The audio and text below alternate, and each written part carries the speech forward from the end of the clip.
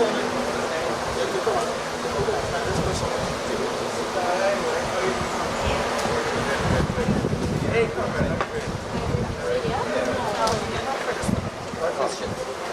morning, everybody. Morning. Hey, comrade, how are you doing?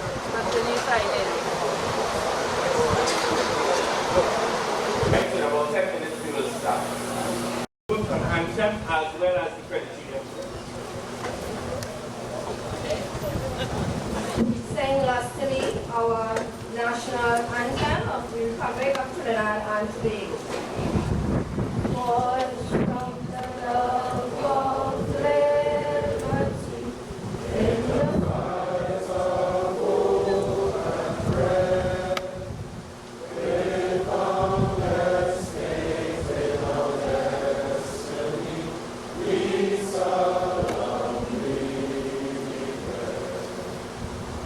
Side by side we stand, islands of the blue Caribbean Sea, this our amazing land. We pledge our lives to thee, every green and rich finally promised, and become restoration.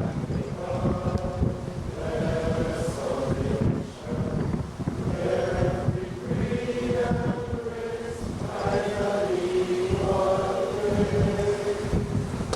finally promised, and Thank you very much, Indian prayer, and it's on the reverse side of your agenda.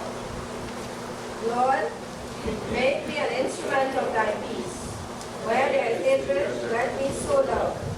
Where there is injury, pardon. Where there is doubt, faith. Where there is despair, hope. Where there is darkness, light. And where there is sadness, joy. O divine Master, grant that I may not so conceive to be consoled as to console, to be understood as to understand, to be loved as to love. For it is in giving that we receive, it is in pardon that we are pardoned, and it is in dying that we are born to eternal life. Amen. Thank you very much. You may have your seat. All right, good morning once again. And at some point, we're going to ask you to stand again. Before we do that,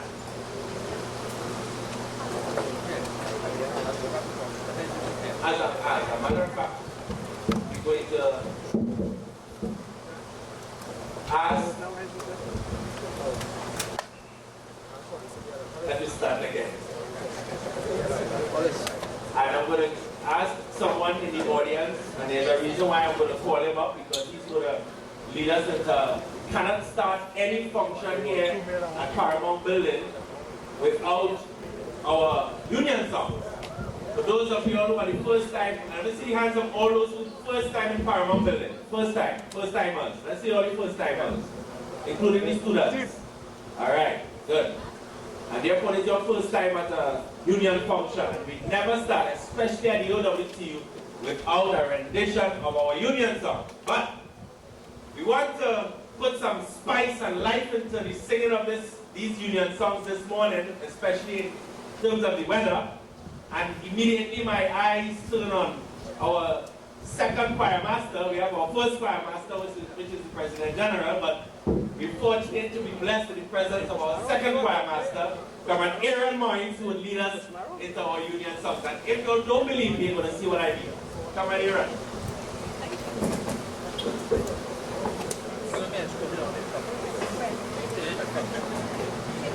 When there's a second, there's always a first. Good morning, everybody. And our first is the PG, Ancel, Roget, the first choir master. So this morning we want to clap our hands.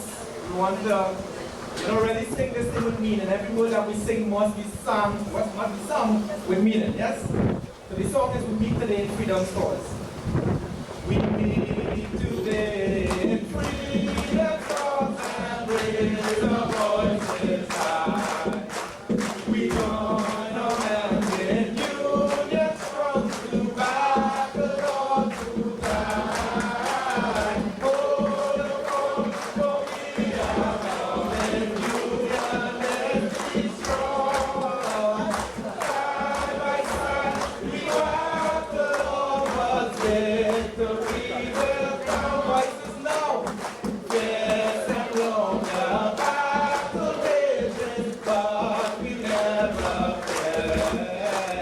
Help will come where help is needed. There my comrades stand. Hold the fort, for we are coming.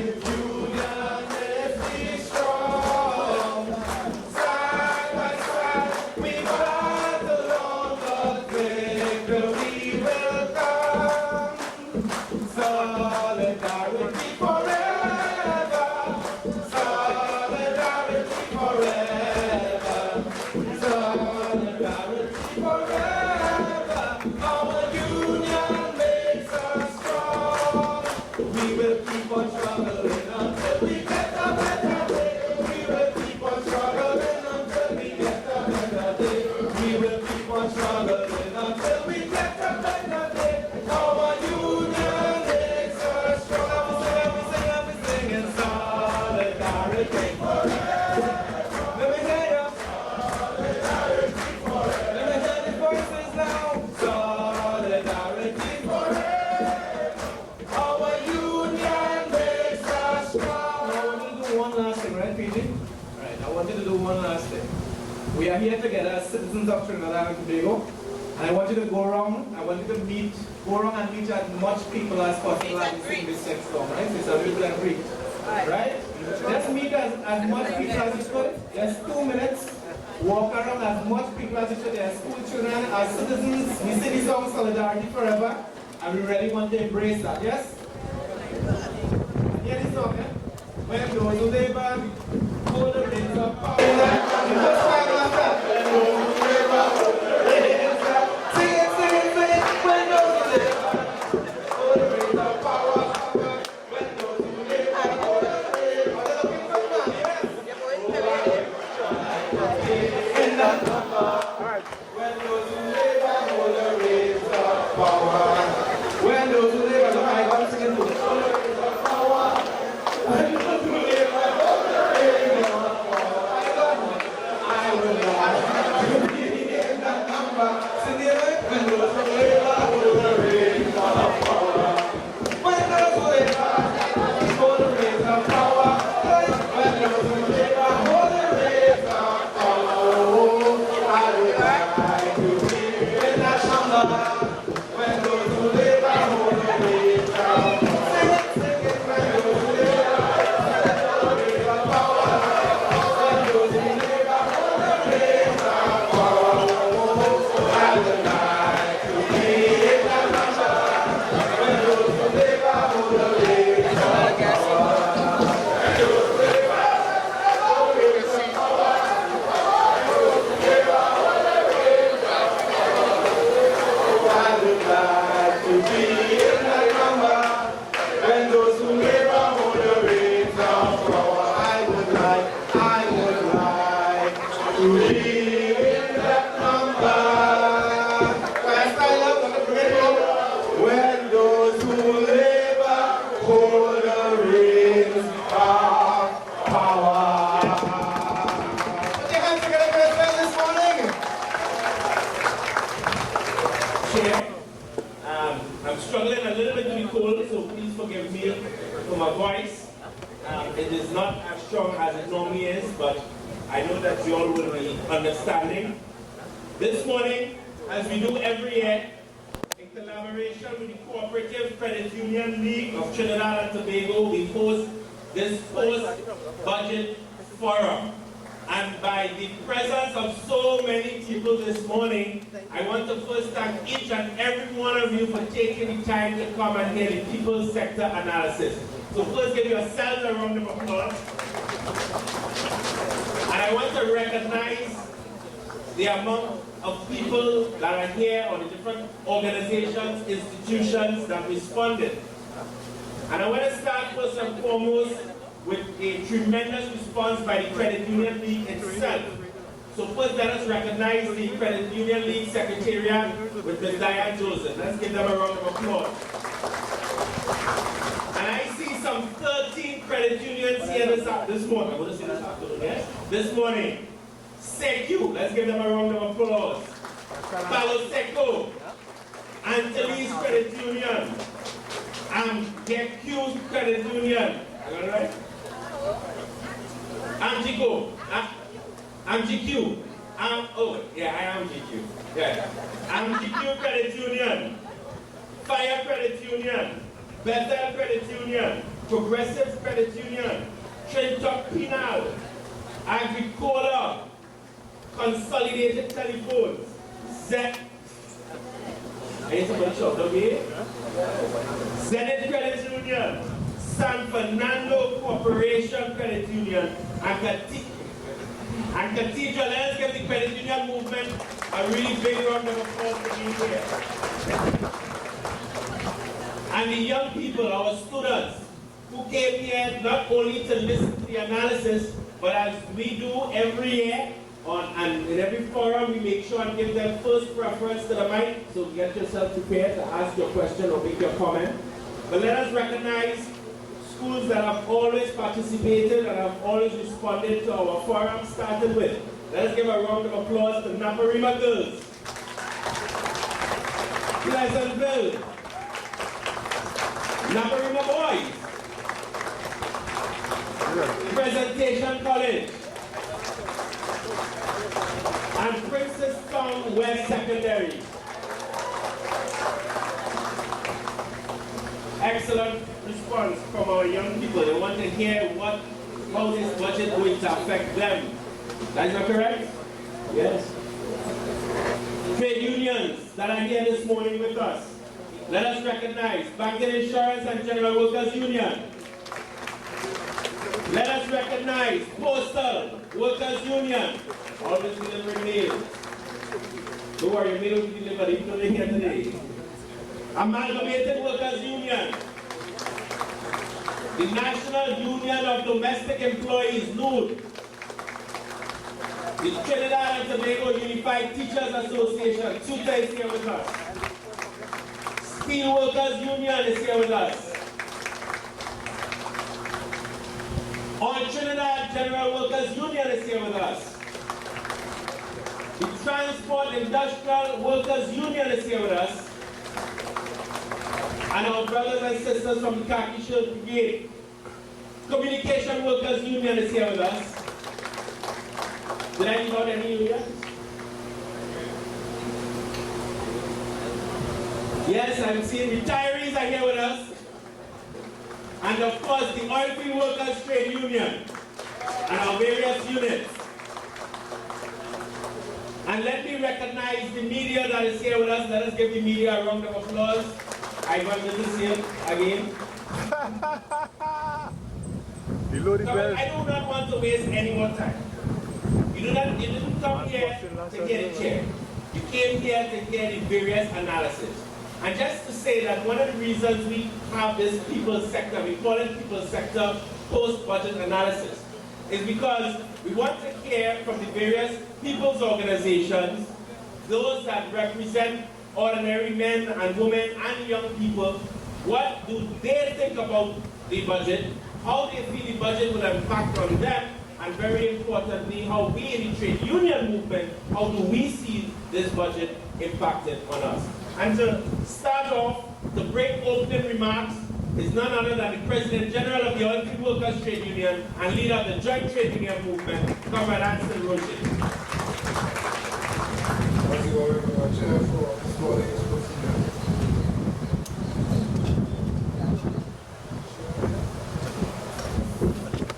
All right.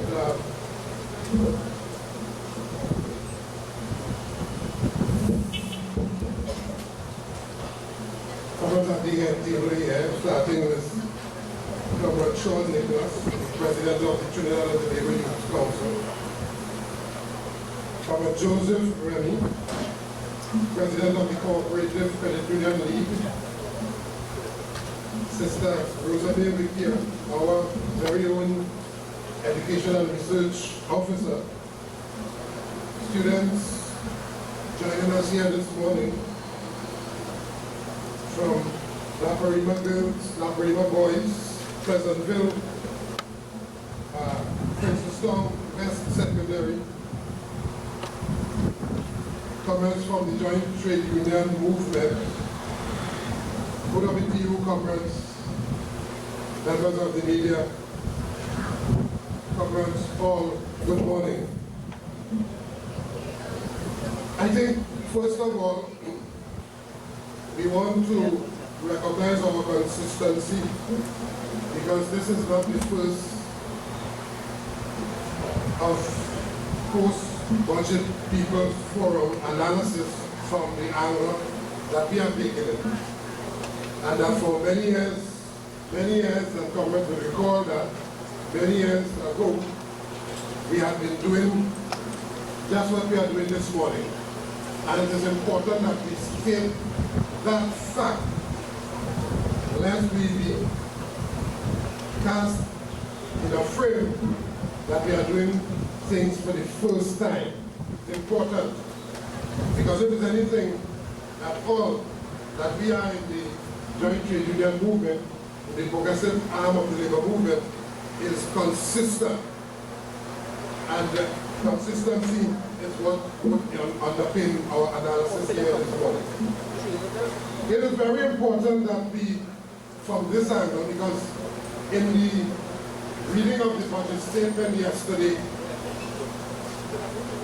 a lot of people would have been confused. A lot of people would have been looking out for one thing or another. And if they didn't find their particular interest or hear the particular interest being announced, they could very well believe that is either good or bad.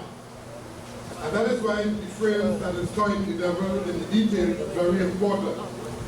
And so all of the terminology and so on that was used, it is important that we take it right down to the ground and have everybody, the man on the street, the workers we represent, the interests we represent, everybody understand how we feel about what we heard, what is our position, and what we should and could do next.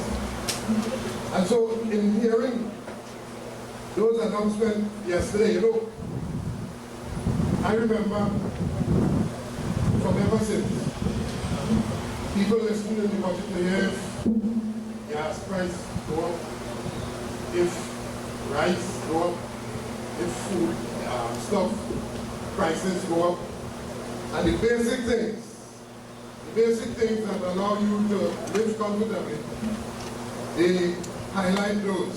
And once that is all right, they say, all right, the budget is okay. Not paying attention to what drives all of that. And this morning, the first thing I want to say, or to address, I mean, if we didn't do that, I think we will be remiss in identifying our own work that we would have done. That is to say, that most of the things that was announced in terms of the state of the economy of Trinidad and Tobago, prior to September 7th, and even now, under the former government, People's Partnership, most of those things that was said yesterday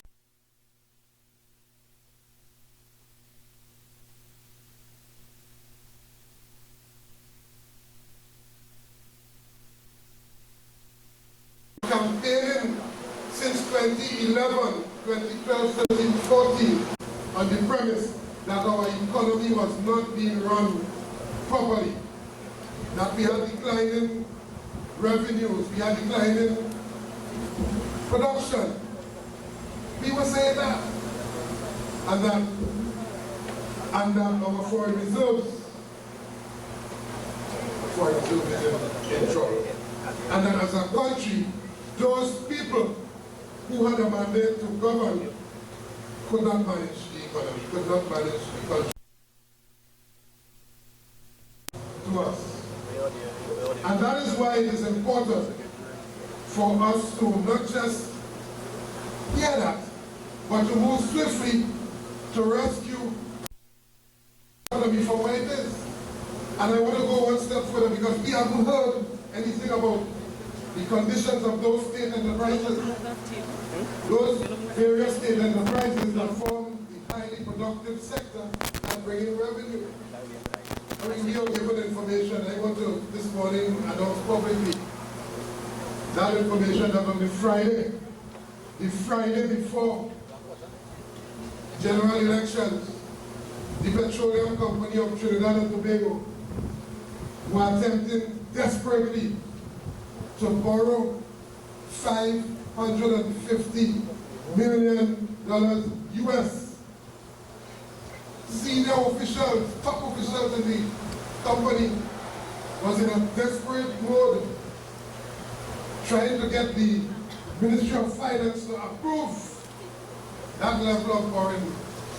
You had international financial institutions, all of them lined up to make that huge loan, which would have placed a huge debt on an already burdened state enterprise. But fortunately, the technocrats and so on in the Ministry of Finance, this is the information that we have. The technocrats were raising serious questions around that level of hasty borrowing on the eve of a general elections. And so that was stalled. Fortunately, because if that was not the case, what you would have found is that another major debt burden on a major state enterprise and so on. And for what? We want to know what was that intended borrowing, what was all that all about? We want to further know the exact state of affairs in all of those state enterprises.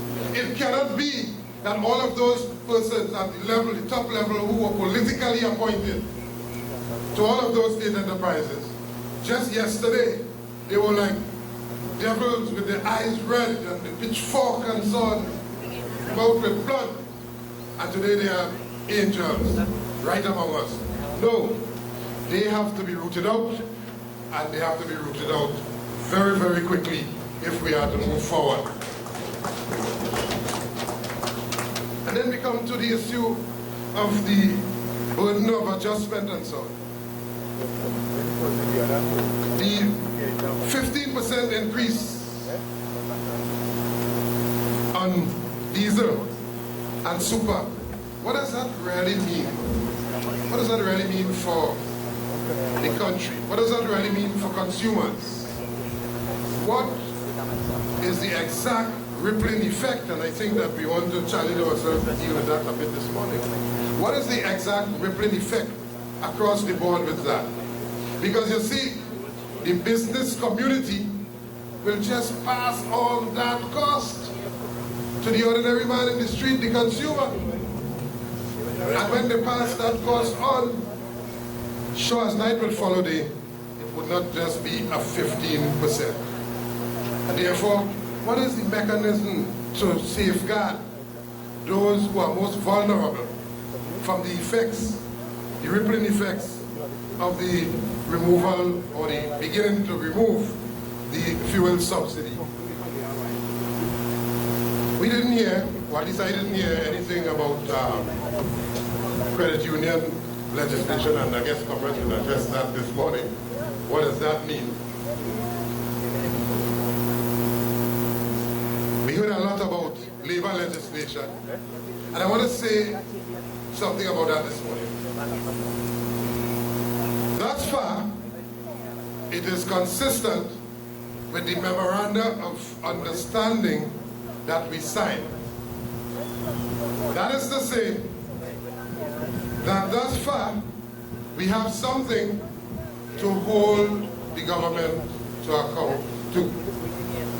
And I think in that regard, Congress must be commended in taking the forward step to be able to have something to hold them to. Could you imagine, at this point in time, you're now requesting, we want to meet with you to find out what is your position on labor? What is your position with respect to labor legislation when the beast already left the cage? No, we have something to hold them to account to. We were happy to hear, at least I was happy to hear, that what we had captured in that memorandum of understanding with respect to trade unions being consulted, the requisite respect for all of the trade unions in the country. If you do not respect the labor movement, well, you can't go forward. And a demonstration of that is an indication coming through the announcement in that budget statement. We welcome that, but we will wait to see how that plays out to ensure that the country benefit as a result of meaningful, not just you talk to me and that is dialogue, but meaningful consultation and dialogue out of which everybody must be able to bear their burden in an equitable way. It cannot be that the business community that owes this country billions of dollars in tax revenue, they just pass that on to ensuring that their bottom line, they maintain their profit margins and they send workers home at the first ring of the bell once we are threatened with hard economic times and so on. It cannot be that workers must once again bear the burden of adjustment while the business community continue to amass billions of dollars in profit. And so, the issue of negotiations, we are happy, and we always make the statement publicly, we are happy when workers have their negotiations settled. So the fact that the government prepares to honor the past settlement for the public service and for the security services and police and teachers and so on in this country, we're happy to hear that, because they can't not settle that. But at the same time, we did not hear anything about the rest of the outstanding negotiations. And so we'll be paying very keen attention to that. You know, there was this divide and rule approach on the part of the last government to have settled some, hastily settled others, and notably and purposefully denied others settlement. And all we call for is equality in treatment to ensure that all of those negotiations are brought up to a particular level. Because try as hard as you may, they would not be able to bring them up to current day. But all of those negotiations that are in 2 and 3 collective bargaining periods, we want to at its very least have them be treated with in an equal way to ensure that they are on equal terms with those that was announced in the budget yesterday.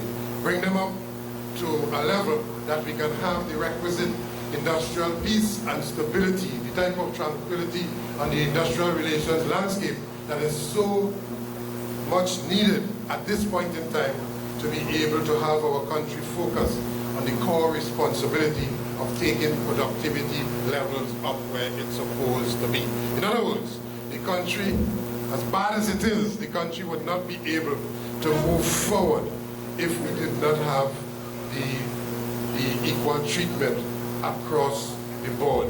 And therefore, in those highly productive sectors and in those other areas that are not settled, most of them stand on their own in terms of state enterprises and so on, with their own finances, their own revenue streams, their own ability to make profit and so on. We want to have them have the instructions, that instruction that was rest on them by former Minister of Labor and his Prime Minister to treat every trade union under the joint trade union movement in a most vindictive way. We call on the government to remove that instruction and allow for the settlement of those negotiations. It was unfair and unjust. And so, comrades, this morning, mine is the pleasure to welcome you here. And I would want to have no further delay in giving the opportunity of my colleagues at the head table to have their say, and so that we can distill at the end of the day, what does that budget, what does it mean for the ordinary citizen? What does it mean for the students? What does it mean the man in the street, the workers?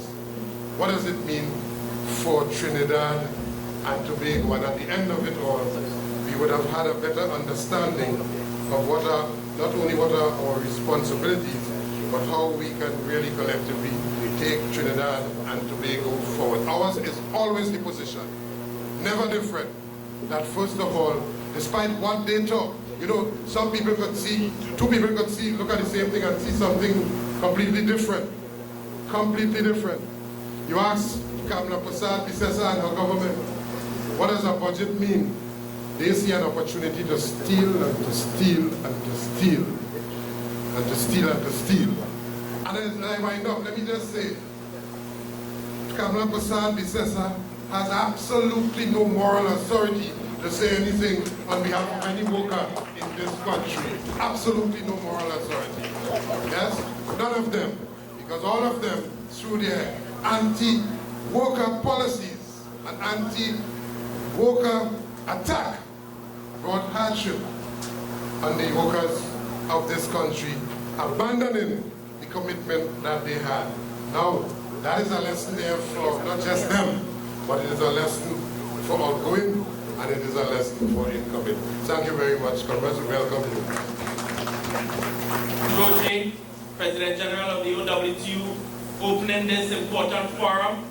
And this is one of the values of this forum. Where you would hear things here you would not hear anywhere else. Because where else would we have known that you had a major state enterprise attempting to take out a loan of $550 million US. And in case we didn't understand what that means in TT dollars, that is over 3 billion TT dollars. And who would have been impacted? At the end of the day, it is our young generation who would have had to pay back that loan. And this is why at this People's Sector Forum, we always have the intervention of young people, and the organization that has been at the forefront in the fight and struggle for the rights of young people is the Trinidad and Tobago Youth Council. And we have none other than Sean Nicholson, President of the Trinidad Youth Council, to start our panel. And to remind him and other panelists, they have 15 minutes. Pleasant good morning, everyone. I think we had a healthy breakfast. Pleasant good morning, everyone. I think we could still do a little better than that. Pleasant good morning, everyone. All right, so to get right into it,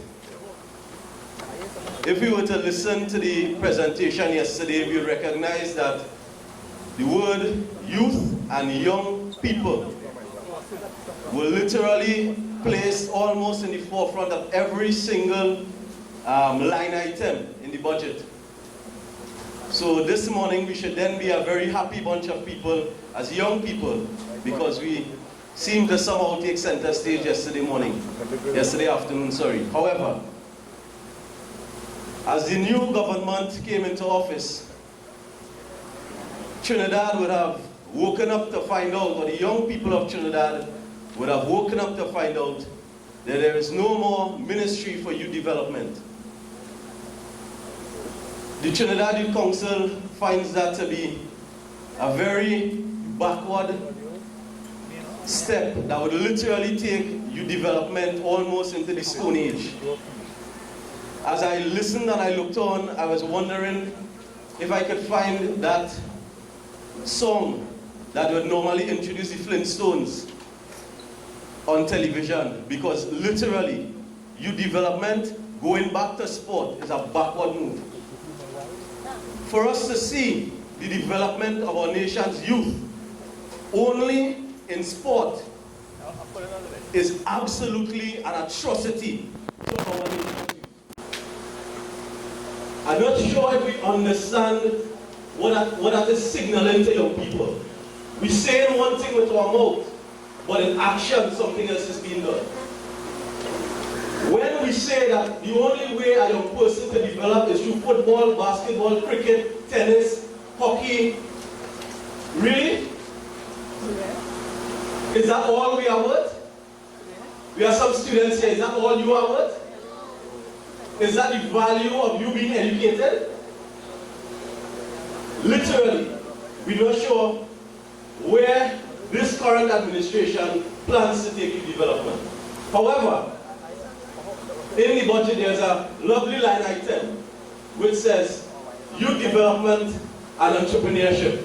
If we were to look into the PSIP, we would find one page dedicated to youth development on page 95. However, if we were to read that page carefully, we will understand that youth development, as enshrined in that page, really speaks to buildings, renovation of facilities, and so on. It is almost as if the previous administration and the administration that was before them really don't understand what youth development is. Youth development isn't sport. It isn't just having a place to go after school. But there is something more meaningful for that a young person like me to be able to stand here today and address this audience. That is development. It speaks to growth, it speaks to building and investing in young people so that they could not just sit on the table, but that they could contribute. If we were to look today around the world, we would recognize that it's the contributions of young persons that are driving economies around the world. However, in Trinidad, our young people are only valuable enough to play football and cricket. Let me go down. Last year, for the last budgeted period, 2014-2015, the budgeted allocation was 35.5 million.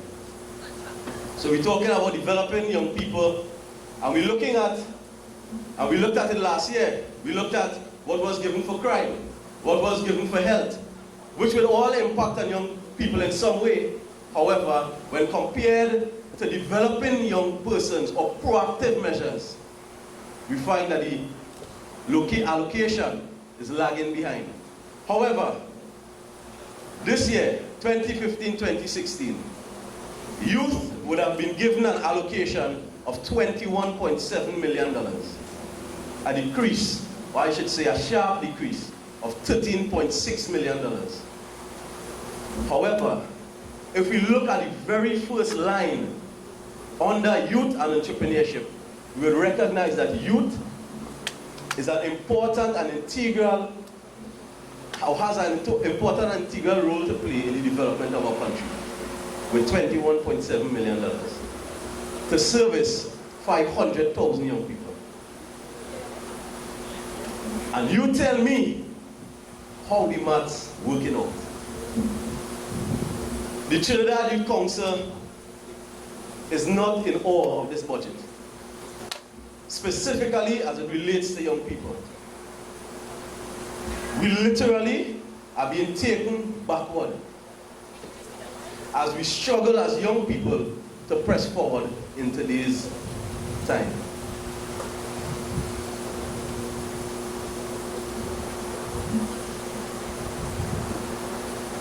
In that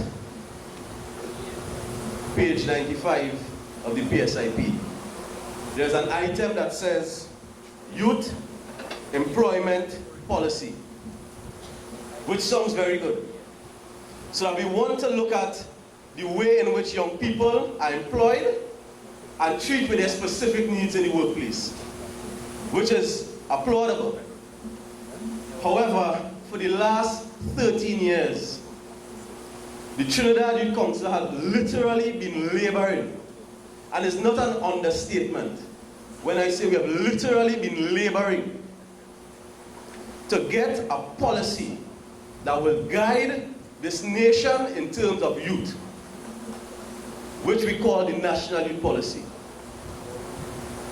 If we were to look back through the pages of time, we'll recognize that yes, there is a National Youth Policy. But if we were to go into the details of what that National Youth Policy says, we would recognize that that National Youth Policy is geared only to implement programs.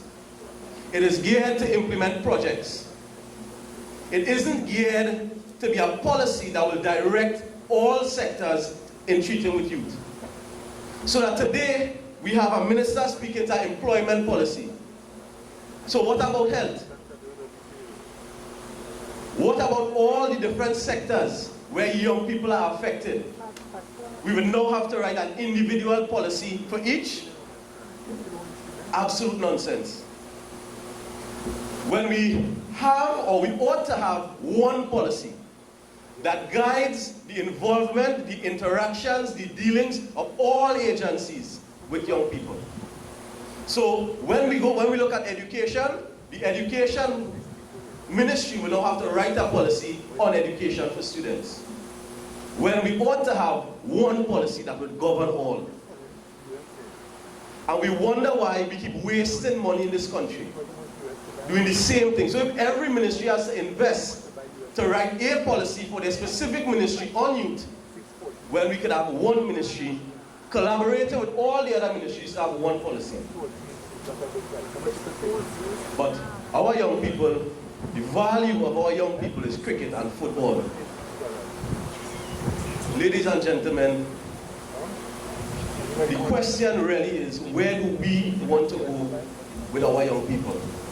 As a nation, where do we want our young people to be in the next 5, 10, 15 years? GATE. We have some students here. They should be quite interested in what is taking place with GATE at this time. About 2 weeks ago, we had an outcry from students at Mona and Cave Hill.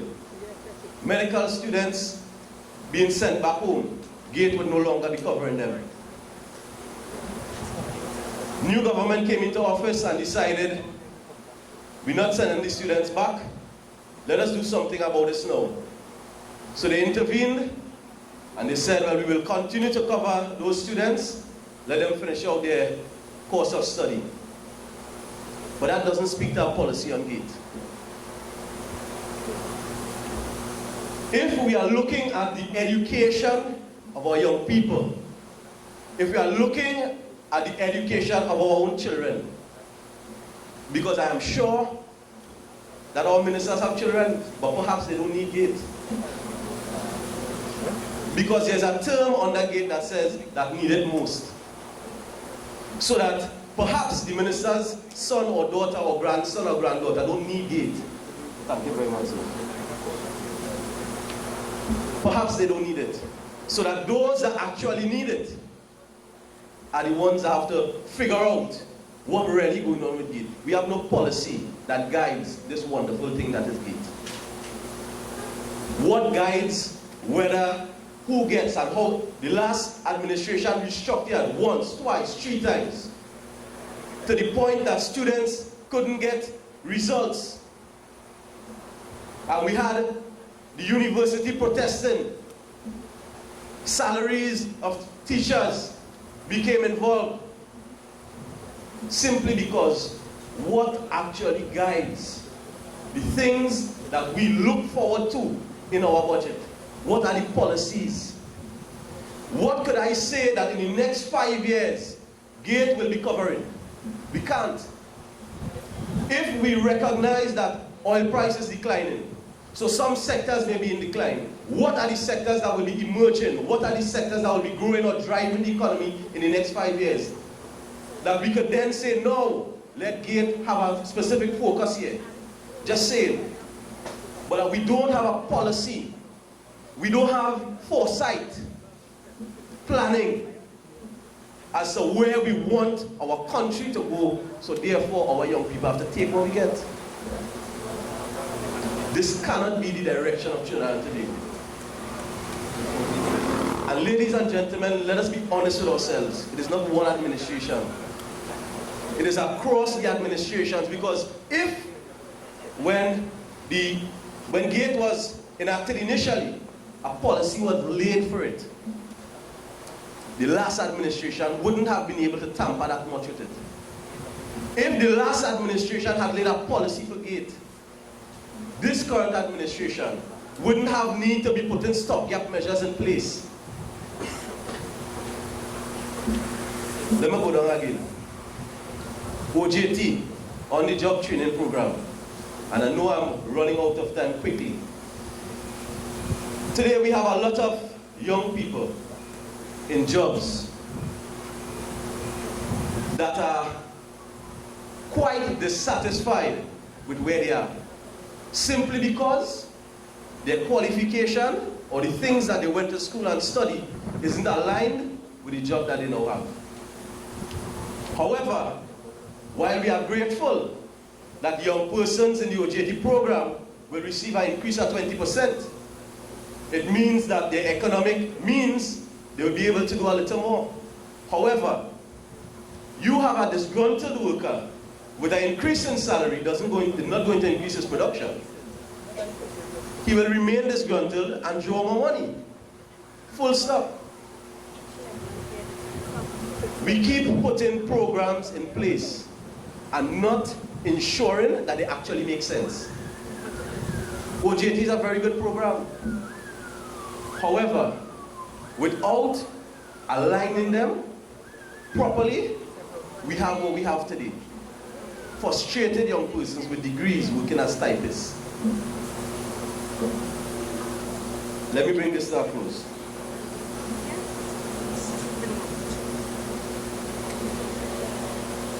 Alright, I'll skip one or two because I know I'm out of time. So I'll wrap up.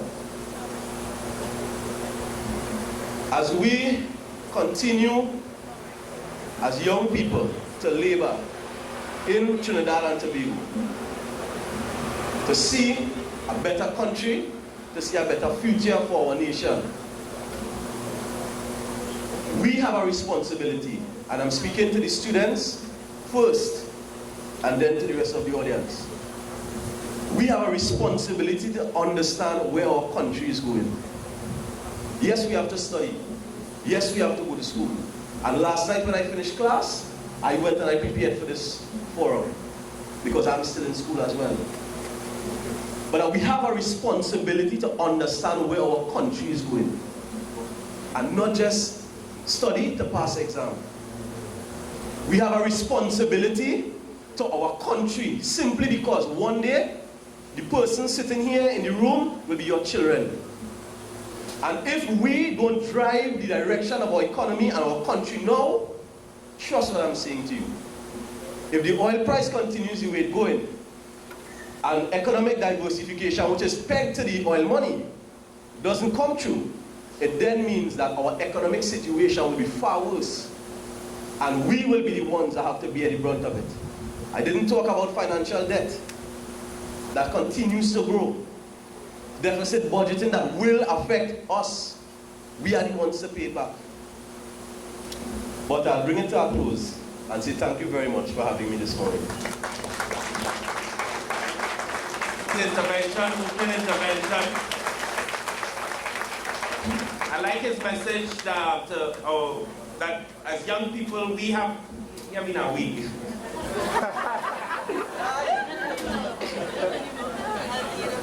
Alright, fine. As young people, you have a responsibility to the country. It's not just about passing exams, but it's about connecting with the development of Trinidad and Tobago. And I think that's a fundamental message. The next speaker is no stranger to this podium whatsoever. Always at the forefront of the struggle for agriculture, but I like to put it broader than that. He's at the forefront of ensuring that Trinidad and Tobago have food security and food sovereignty. And that is none other than Comrade Shiraz Khan. Let us bring him on.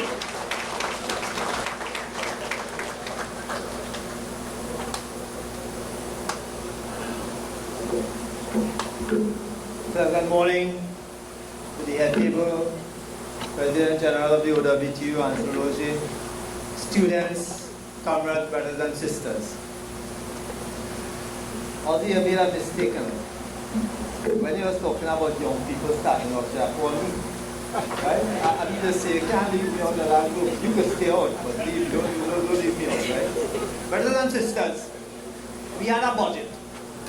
A budget that I have a bit of concern in that in 2014 to 15, the food production was allocated, at that time it didn't change the name, it was food production. It was allocated 1.2 billion, close to $1.2 billion. And we cuss and quarrel about that. And then you had a Ministry of Land and Marine Resources separately, who got about $800 million. Put both of them together, with the two ministries coming together under this new government, what do you get? So we had a budget of $831 million for 2 ministry merging. I'm not disheartened. I already the I'm quarrel yet because it was only about 16 or 17 days they had to prepare this budget, and this budget was being prepared before. And of course, based on some of the recommendations with JTUM, that they're going to relook at the budget. So we are hoping that the what they call it, realignment or changes coming to the budget, they will see the necessary. Because we cannot talk agriculture by just putting less money and giving lip service like we had done in the past. Now let me tell you all something. We had people boasting, and those of you who was present here last year, you will remember, when I called for the food import bill for 2010, 11, 12, 13, and 14. Everybody can remember that? But we didn't get it until just before the election. Probably, drunk or sober, had to mind their business. It jumped out of somebody's mouth in tableland that the food import bill jumped from 2010 from $4 billion to $5.5 billion. So we had a wastage of $1.5 billion by importing crap into this country. And I say crap because it's dumb goods that are coming into this country that will be a feeding of our people. And I have something to do with that. I am upset about that because there is no way you talk and you promise the agriculture and you have a food bill jumping up like that. No, I have a concept of that. Any time you see somebody want to start to import something or we increasing container coming, we increasing more trouble. Because you can remember with the highly seasoned container chicken. Highly seasoned. And nothing become all that. So we have more food coming into the country. And we have more containers coming into the country. So I'll leave that for the wandering mind to think about what it is happening in this country in terms of the food import bill jumping by $1.5 billion. And I personally, at our meeting with JTUM, asked the Minister of Finance and his technocrat, we want the true value of the food import bill as of 2015. Because I am not too sure that that 5.5 is reasonable. Because when people have problems seen, they tend to mix up figures. Not in the lower part, but on the upper part. Now, one of the things, and I hope that the young people listened to it yesterday, at our JTUM meeting on my presentation 2 Sundays ago, I asked the Minister and the Minister of Finance and the Minister of Food Production that we would like to start back the food gardening or home gardening in the schools. Under the last government, they did nothing like that. All the competition of incentive of entrepreneurship was thrown out of the window. So how the hell in God's world you want to increase agriculture and you throw in one thing that will create competition and develop the farming sector much better than it was before? How could that happen in God's world? Right? And you telling me you care about agriculture? My God, somebody had to be drunk or mad when we're talking like that. If it is that the Calypsonian didn't have competition and the steel band and in terms of the food competitions international or the flowers competition, how we would have grown to be the best Calypsonians in the world?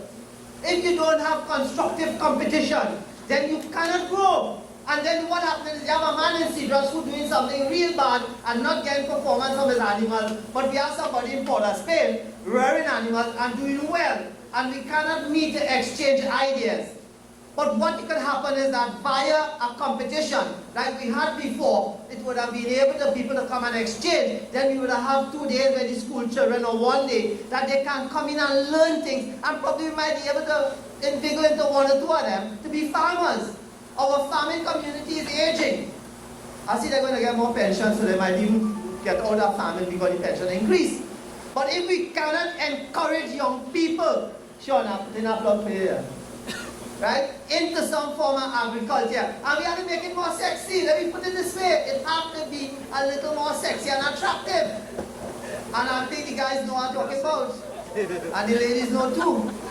Right? If we cannot make it and every time I have to come here and complain, then we're not going to go anywhere. Right? So the competition that come into there, we are hoping that they really mean it and it really come out, that we can start to see competition, people can go and get educated at these places, so we can grow our sector.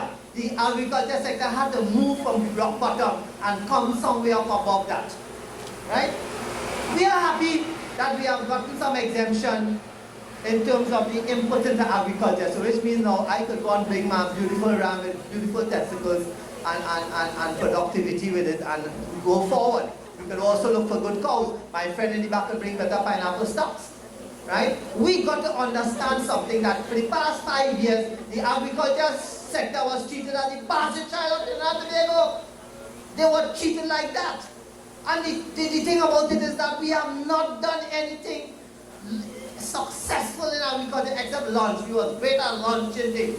We launched things like that. We launched Montalu project. We launched Pedia Last Knee Spot. We launched cassava, more production from cassava, where it has done for us.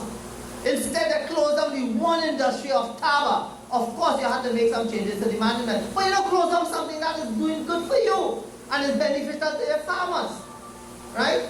The thing about it is that if it is that we have to continue to do production, we've got to continue to assist farmers. In no developed country in this world, you see they tell agriculture, we're not going to subsidize you. Just recently in Canada, I don't know how much people would have saw my posts on my Facebook page, or if you run through the system. People were marching through the country in Toronto with cows and tractors. You seen young children having cows in their hand and walking the streets in Ottawa, and they went and put it called the defecate in front of the Parliament building in Ottawa.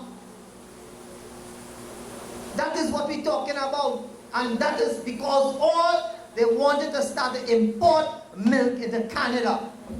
Here we have farmers sitting down on their behind the cow behind, and they wouldn't get off their butt to fight for what they have to get in this country. Right? They would not fight for what they want. They expect my big mouth to help them. They go help. They go help.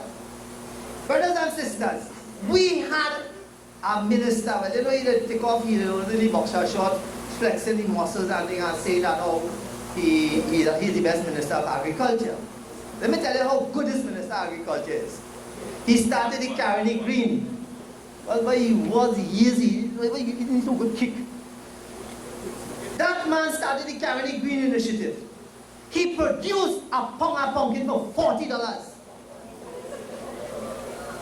And that fool went and sold for $3 in Nambefco.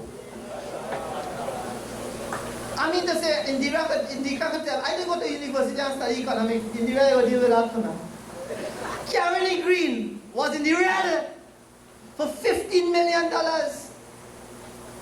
Right now, just before the election, they went and plowed down 200-300 acres of land and plant tomato. Well, down here we could say tomato. If we cross Carney, we had to say tomato. So we will say tomato down here, right? And what happened? That tomato will cost about $60 a pound to be sold on the market for $4 a pound. That is what went on with the agriculture sector, right? And I'm almost certain, I am almost certain that if we don't recover from that, because of the amount of money that was spent, we're going to see some real problems in this place. When those lands should have been productive, because the state have no right competing with farmers. Why the state have to be producing baigan and tomatoes and bhaji when your farmers producing that? Why they don't want to produce something that we importing? How more stupid could stupid get? You know, and these people want to stand up on the TV complaining yesterday. She has no damn respect for the people of this country, man. She just shut him out. Sorry to be so dread, but that's the truth, comrades. It is the truth. Comrades, I want to raise something here with you all. I don't know, Indera might have to explain that to me because all you know, I don't know you graduate. I see the finance minister saying that he left the treasury with $6.45 billion in 2010. And he mentioned in the budget he have minus $8.5 billion. Minus, you know. So I can check good. So what 6.45 and 8.45 is about 15? 5 million, that's 15 billion. All of you here today and who listening and who is other friend, I am saying something abundantly clear, and I'm throwing a challenge to the leader of the JTUM, Ancel Roget. If it is that 15 billion cannot come back into our coffers, somebody have to make a jail.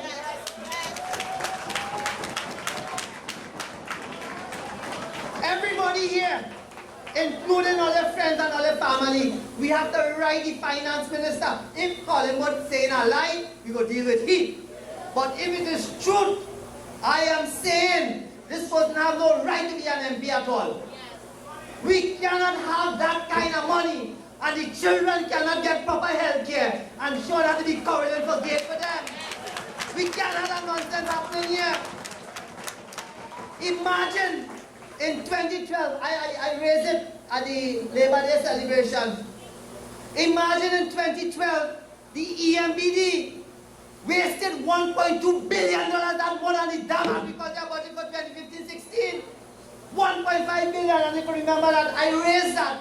They fired the board, and Money Live say he will get back to our report to us in 2 weeks. 3 damn years passed. When you report, why nobody had jailed $1.2 billion, and you're giving our report $8.3 million, $851 million. They stole more money than the budget for agriculture for the whole damn year. And we sitting down quiet, Comrade Ancel Roget. We got to deal with that.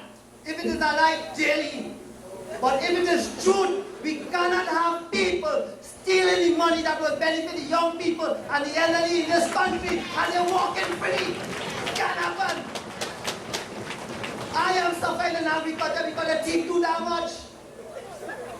You cannot tell me $15 billion missing in this country, and we sitting down quiet, comrades, brothers and sisters, children. We cannot. We cannot die. Something hurt me. I can't tell all the way. That's right. Hurt. Because you know why? When I saw the budget figures, I said, what the hell happening in this beautiful country of mine? People of Trinidad and Tobago, if all they cannot get up and get about this issue, we will continue to have people thieving from me. Year gone, year come. And you know what happened? We suffering. You check the money from 56 to now the thief. How much more schools and hospitals and farming we could have developed in this country, regardless who the hell is government. Right? Everybody here have to write the Minister of Finance and find out where the hell our money gone. Because it upset me since I hear it.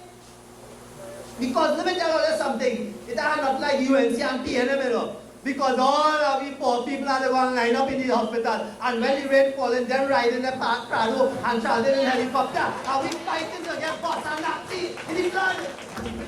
We got to make sure that these things not happen again. We cannot study, we hear and party. The hear, not H-E-A-R. H-A-I-R. Because too much of damn nonsense has been going on in this country by the poor people, the old people, and the suffering in this country. Because let me tell you something. Many of you might have your job and you have your health card and you have your whatever benefit. People who are employed, gainfully employed, have that. You don't know what the poor people are suffering from in this country. When we have to go and line up in the hospital and make, and not me, the sisters making baby on chair. Man had to bring cushion from home to give them a little softness to sit down on. Yes. And we spent $340 billion in this country in 5 years. Comrades, I don't want Rosie to rough me up. I need to run. But you know, we always have more to say. But what I would like to say is that I am hoping that very soon our leader, the JTUM and Ancel Roget, will meet with the Minister of Finance again and let us understand how he ended up with $831 million. And we ain't get back the $1.2 billion that EMB, the thief. Right? And all this money, the thief. I am making no bones about it, you know. I say, if I lie, jail me. Thank you very much, comrades. See, and you see that passion being consistent. The next speaker, I don't want to waste any time at all. The next speaker wears many, many hats. But today, because one of the things that we find is the people sector organization, both trade unions as well as the credit union movement, are two fundamental movements. And from time to time, those movements come together, but not enough. But at least with this activity, every year we ensure that these two powerful fundamental movements come together. And what consolidated that unity is where we have the president of the Communication Workers Union and president of the Federation of Independent Trade Union and NGO is also the president of the Credit Union League of Trinidad and Tobago. And today, in his tall capacity, he will be representing the Credit Union League. That is none other than Comrade Joseph Remy. When he stands, you'll see what I mean.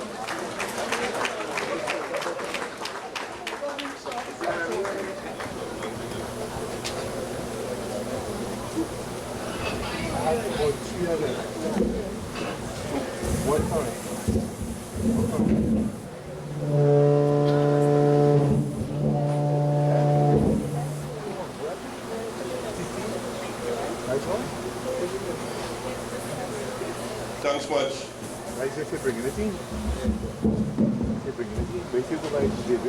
This is a short man, Mike. If you look at the chairman and you know exactly why the mic is so hard to address. Anyway, thanks much, Kamadazi, and special morning to the head table, distinguished panelists, and I say distinguished because we normally hear panelists and we see all those in high academia doing presentations, but they don't get down to the root cause of the challenges that face ordinary people. And again, I want to also say it's a problem coming right after Shiraz. You know, that fiery presentation, comrade, really was well done, and I think you always talk from the heart, and that's most important. But Shiraz closed by saying something which will really has allowed me to lead into the presentation on behalf of the Co-operative Credit Union League. Let me just recognize members of the board of the Co-operative Credit Union League. We have the Vice President, Mr. Moore, coming all from Tobago, all the way from Bethel in Tobago, Mr. Samuel Charles, the Secretary. We have our Treasurer, Mr. Richard Baird, Board Member, Mr. Fabian Joseph, and our Chief Operations Officer, Ms. Diane Joseph. All the credit unionists in the house, good morning. Yeah, credit union is supposed to start to make more noise now, you know. Good morning. Yeah, I don't want to say comrades because, you know, sometimes we do like that line without word, but comrades all, good morning. On behalf of the league, let me just say that we have been championing a cause for ordinary citizens, and as Shiraz said, the poor men and poor women of the society. And in looking at this budget presentation, I was of the distinct view that once again, another government and another minister has failed to recognize the contribution that the cooperative credit union movement has made to the country over the years, the socio-economic development of Trinidad and Tobago have failed again. In the budget presentation, the minister's presentation was about 40-something pages long. I stand corrected, but it's about 40-something pages long. And with respect to lead credit unions, it was mentioned once in the budget, less than a chapter long, less than 5 sentences long. And the only thing he was able to speak about is the fact that they're coming back with a credit union bill that we rejected this year. I am amazed, totally amazed at that, particularly against the background that when we championed the cause against the previous government for the introduction of a credit union bill that was done in nefarious style, we were supported by the then opposition, and they said to us that that bill could never see the light of day because it is against the best interest of ordinary citizens of Trinidad and Tobago. And what I'm seeing here, the minister is saying, it would be laid soon. S-O-O-N. That means sometime this year or early next year. I am really flabbergasted by that approach. Totally flabbergasted by that approach. And this has nothing to do with what happened over the last period. This has to do with a sector that is going to be destroyed by a piece of legislation that is forcing credit unions to operate like commercial banks. And we have championed against that over and over, that cooperative credit unions are not banks, and as such we ought not to be regulated like banks. And we are saying let us look at the contribution that this movement has made to Trinidad and Tobago. Started some 60-odd years ago. We are now at a membership base of over 500,000 persons. Make that comparison with the population of Trinidad and Tobago. We have about 1.3 million people in this country. So we are just under 50% of the population. So half of your population is represented and owned this noble working class institution. Its asset base has climbed over $12 billion, and it has been making a significant contribution to the gross domestic product of Trinidad and Tobago. But not just that, it has allowed for a level of social stability in Trinidad and Tobago, particularly in times of economic downturn. And we are headed into another time like that. 2008, when everybody was clamoring all over the place and running helter-skelter like headless chicken, when we had the economic downturn triggered by what happened in America, the cooperative credit union movement served as that social and economic buffer that allowed all of our citizens of modest means to access economic resources and financial resources. We have done it perennially over the years, and I can do a survey inside of here. Most of us would have been educated on the basis of our parents' access to finances through the cooperative credit union movement. That is what funded us, our education system. Most of us would have been able to acquire homes on the basis of the contribution that we would have made to the cooperative credit union movement. Our own personal development was on the basis of our involvement in the cooperative credit union movement. And it pains a lot to see that the Ministry of Labor, which has the responsibility for credit unions, in the assignment of portfolios, they have lumped us with micro-enterprise development as a subsector of micro-enterprise development. That is a total disrespect for the credit union movement. I speak boldly about that. It is disrespecting cooperative credit unions and the contributions that we have made over the years. I am looking at the Gazette, and when you see under the Ministry of Labor, micro-enterprise development with responsibility for credit unions. So they consider us to be small, petty, very petty enterprise in Trinidad and Tobago with 500,000 members and $12 billion in assets. That could never be petty in this rounds. And we have to stand up and champion that cause. We have to challenge that. We have been saying all along that the cooperative business model, which is value-based systems, is what is needed in Trinidad and Tobago. We have seen corporate greed ransack and disheveled our society over the years. We don't have cooperative greed, you know, it's corporate greed. We just spell it different and it means different. In the corporate sector, money is the ultimate objective. Profit at all costs. We don't care about the human side of it. In the cooperative credit union movement, it's not about profit, it's about service. It's about the upliftment of mankind and our social and economic advancement and development. And we are saying to this government, we have said it to successive governments, it's about time that we bring back the ministry and rename it Ministry of Labor and Cooperative Development. We need that now. That is absolutely necessary now, because we need to go back to a value-based system in the society. The 5 years has opened us up to the ills and the disaster of corruption, cronyism, nepotism, fraud, all different kind of practices that takes place in the corporate world. And we are saying, how could you treat a sector that has been so critical in the development of our country? What was alarming though is the reasons given for the reintroduction of the bill. And the Minister of Finance said that it is an obligation under the Financial Action Task Force, and that is a recommendation from FATF. We have the 40 FATF recommendations here, and not on one page have anything about cooperative credit unions, not on one single page. Somebody giving us a FATF lie. We have to correct that. Not one page in this document spoke to the issue of legislation for credit unions. And as such, we are saying, what you are doing in essence is to be attempting to change the reason for the existence of the cooperative credit unions, because you are now saying credit unions are out and out financial institutions on its own. You have disconnected us from our social connect and our social responsibility. And that is a mistake that they are making, because by doing that, you are now trying to regulate us like commercial banks. That is a recipe for disaster. What is going to happen is small credit unions are going to fade away. They are going to disappear.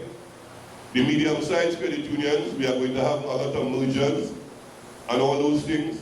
And we may end up with about 10 or 12 or 15 credit unions in Trinidad and Tobago. And then we will start to resemble commercial banks. And we will have an impersonal outlook customer service index, impersonal.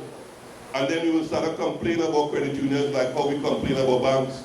Because when you go to the bank to transact business, they ask you every single piece of your business. Who you sleep with last night, what clothes you had on, what this, what that, every single thing they want to find out before they give you access to credit. In the cooperative credit union movement, they don't happen like that. Access to credit on the basis of your character and the fact that you are part owner of this noble movement. And as such, we must make sure that that is different. We cannot sit idly by and allow any government. And we have said it here, when we were championing this cause prior to the election, and when we were leading up to the protest demonstration, we said it, we can't afford to let the color cloud our vision for this movement. It could be yellow, it could be red, it could be green, it could be blue. The cooperative credit union movement must stand separate and apart from political affiliation and political identification, because at the end of the day, when governments change, we continue to catch our nene downstairs because we don't have access to financial resources as ordinary citizens. The whole issue of shareholder democracy, that is the cornerstone of this movement. We must never allow that to be eroded. We own this thing and we must see ourselves as owners of this movement. We are shareholders, and the legislation is attempting to fundamentally change that construct.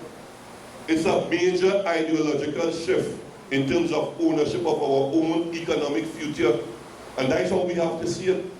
We don't own the banks, you know. We are normal customers of the banks, and they treat us with disdain and disrespect. But we own the cooperative credit unions, and as such we have a say in the direction that the organization takes. We have a say in the policy positions, in the bylaws, in everything that the movement operates by. And as such, it is our responsibility to tell all those in authority, keep your hands off the cooperative credit union movement. The last government, we told them that, you know, when we protested outside Parliament on the 10th of February, said, keep your hands off the movement, it is sacrosanct. Just after that, the Attorney General lost his job. Just after that, a few months later, a government was voted out of office because they tried to interfere with something that is sacred. It's part of us. We start the credit union movement, anything with a prayer. And we say that prayer because we mean it, you know. We didn't say that prayer because we have to say a prayer. We say it because we believe deep down inside of the principles of the cooperative credit union movement. And as such, we are saying that we need to have a relook on the legislative agenda that this government is pushing. In the budget presentation, if you counted, the minister used the word consultation over 16 times. Over 16 times he talked about consultation. And while we recognize the challenges that they had to face because they came into office on the 7th of September, and they had to inherit a country with severe economic circumstances, with an overdraft of $8.6 billion out of a maximum of 9. So I could understand his concerns. But at the same time, we felt it would have been prudent to consult with the cooperative credit union movement prior to making any budgetary statements on the legislative agenda. There was no consultation with the movement, and we are saying to the minister, reschedule our legislative agenda and allow the movement to engage in proper and meaningful consultation on a piece of legislation. And let me say it here, that the movement is not against enhanced legislation and regulations to the cooperative credit union sector. But we verily believe that we have a regulator already, and we have a bill that governs the movement, which is the Cooperative Societies Act. It is outdated. We accept that fact, because we are into a modern system of financial intermediation, and as such, we need to have enhanced regulations. We have to abide by the FIU and the MN regulation, because we have to ensure that anti-money laundering and counter-terrorist financing does not find itself into the movement. We are fully aware of that, but we want to make sure at the end of the day we remain owners of this noble movement, and that we must not divert our attention away from what is ours and place it into the hands of a few, because that is the structure of the corporate world. And we are saying to the Minister, engage us. Let us discuss with you and outline to you what we would like to see in an enhanced piece of legislation, in enhanced regulations, and allow the Cooperative Development Trust, to take center stage in the whole ethos of the bill. The bill must not be focused around corporate regulations, and it must be focused on cooperative regulations, taking into consideration the social links that this movement imbues all the time. We have to demand that. We can't demand anything less. Let me just close by saying to those in the Cooperative Credit Union movement that we will continue to articulate, we will continue to demand, because we can't rest until we get one piece of legislation, because what they were attempting to do is to have two pieces of legislation to govern the operations of credit union. A new credit union bill and a Cooperative Societies Act that would be amended. So you will have a dual role regulatory process, which will make the responsibility onerous from a financial perspective, because administrative costs would increase. We are saying amend the Cooperative Societies Act, enhance the regulatory framework in that act to give the Commissioner of Cooperative, the Office of the Commissioner, the teeth to do proper financial regulations of the movement, and allow this movement to be that socio-economic buffer that allow people of modest means to climb the economic ladder. We have to eradicate poverty, but we can only do it if we do it from a movement that is rooted in the people and comes from the soul of the society and belongs to us. The commercial banks would never ever give us the kind of service that cooperative credit unions give, because credit unions belong to the people. Let me say again, on behalf of the League, we want to thank the OWTU for joining with us. This is a very important forum. This is a forum where we speak from the heart, where we say things as the Comrade said that you would not hear elsewhere. And we are urging citizens to stand up and support us in this trust. The trade union movement and the cooperative credit union movement need more than ever now to work in a kind of synergistic manner to pool together our talents and resources and bring about a different society from below. It is only then and then we can have a different Trinidad and Tobago. Let me thank you, and I look forward to us engaging in meaningful discussion going forward. Thank you. Thank you very much, Comrade Joseph Remy, President of the Cooperative Credit Union League. Let us give him another round of applause. And can we say, listening to that intervention, that in this space and in this forum, where we have credit unionists, trade unionists together, can we say, coming out of this post-budget people sector forum, that we stand united and in full support of the credit union movement? All right, I'm gonna, because we're making a little resolution here this morning, so I'm gonna do it again, put it in the form of a resolution. Do we, by acclamation, here at this people sector post-budget forum, trade unionists, credit unionists, students, stand in support and in solidarity with the credit union movement?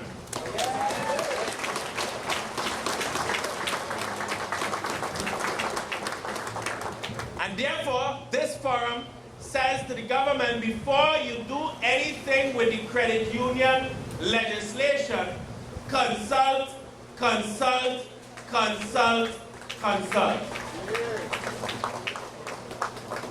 The next speaker So we've heard from youth, we've heard from the farmers, and we have heard from the credit union movement. This morning, we are now going to hear from labor. And this morning, representing the voice of labor, we have not the normal stereotype. We have a young woman, one of our education and research officer, Comrade Rosa-Mae Whittier.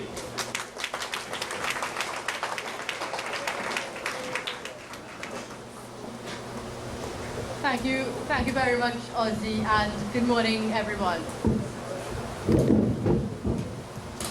Hearing me at the back? Yeah. All right. At some, details or specific points within the budget, I think it's important, right, to look at the context in which this budget was presented. Let's situate the budget. So the budget was presented yesterday at a time, as we all know, when oil prices are very low historically, and also the projections for when these oil prices may begin to increase. That's not for the distant future. So we're in a time where oil prices are low and the projection for its increase is far away. And more than that, the price of gas and other commodities, methanol, ammonia, are also low. So what we saw is that yesterday, the budgeted oil price was $45 a barrel. Last year, the budgeted oil price, which was used originally, was $80 a barrel. So that's just about half, a decrease by about 50%. So in the 2016 budget, read yesterday, revenue projections are at $41.6 billion.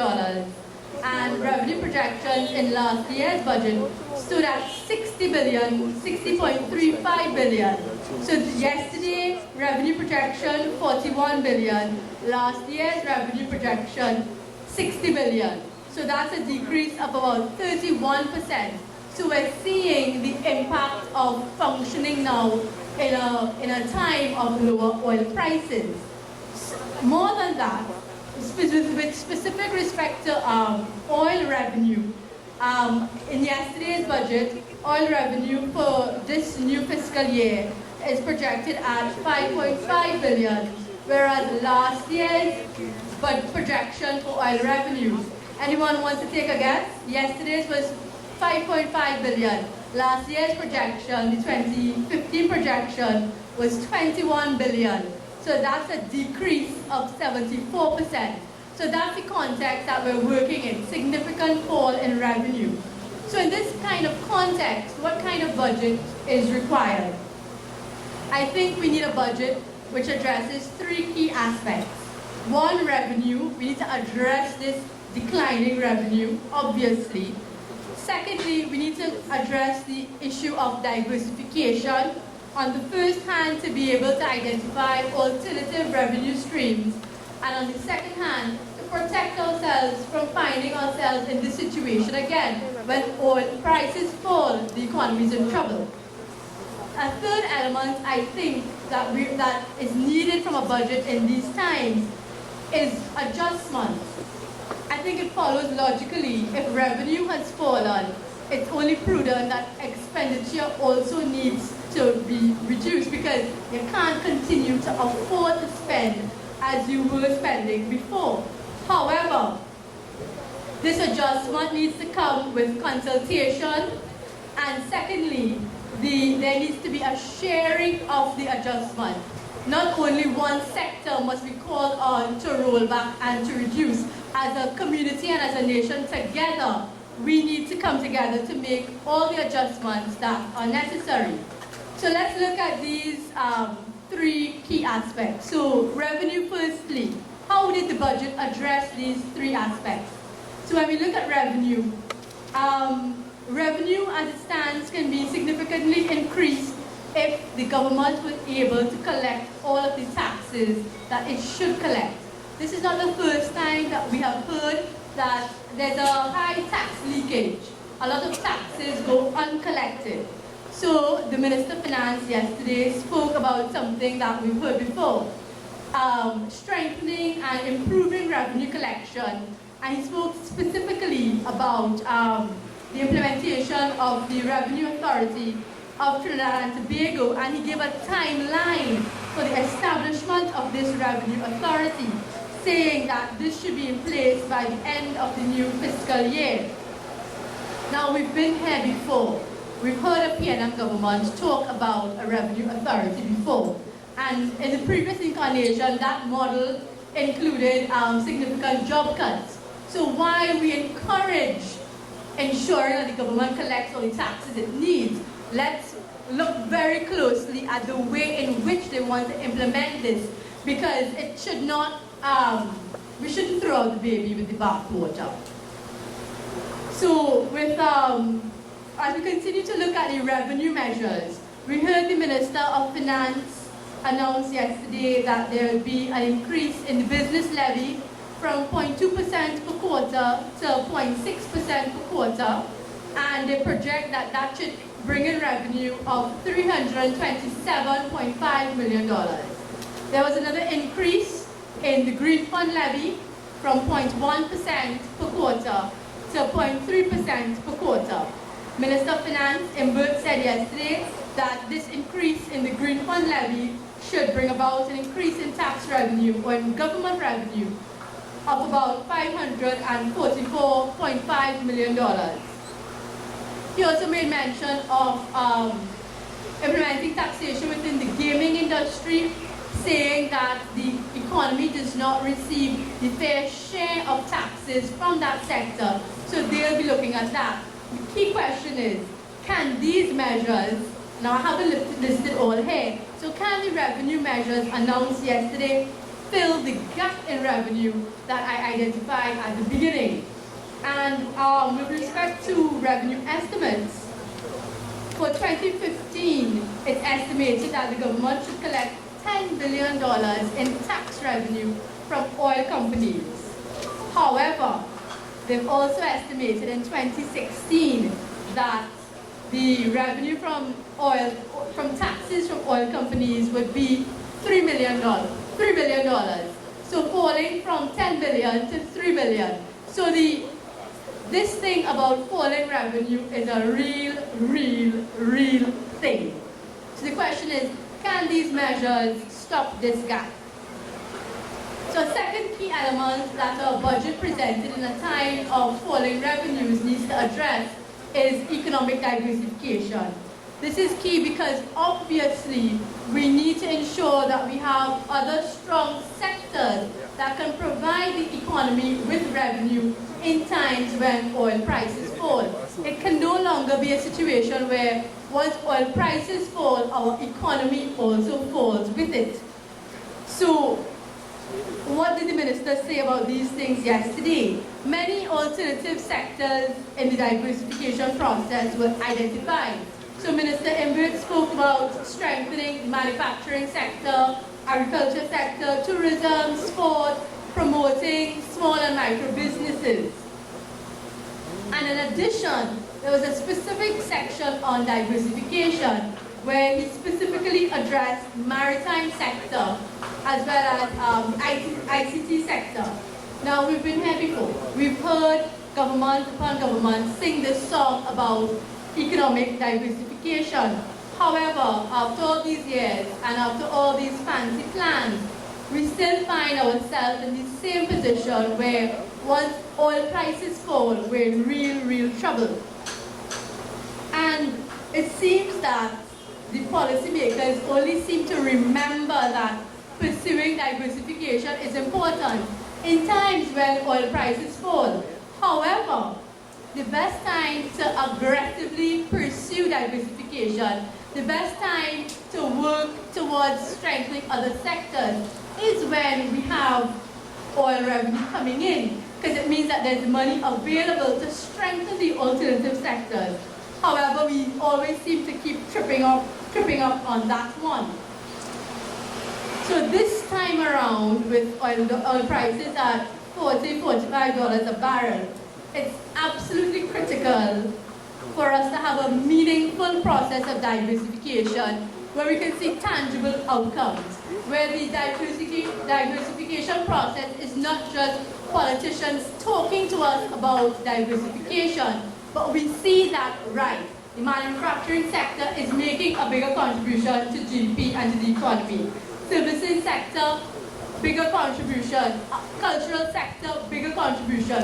When we see these tangible outputs, that's when we know that we have been indeed pursuing a course of diversification.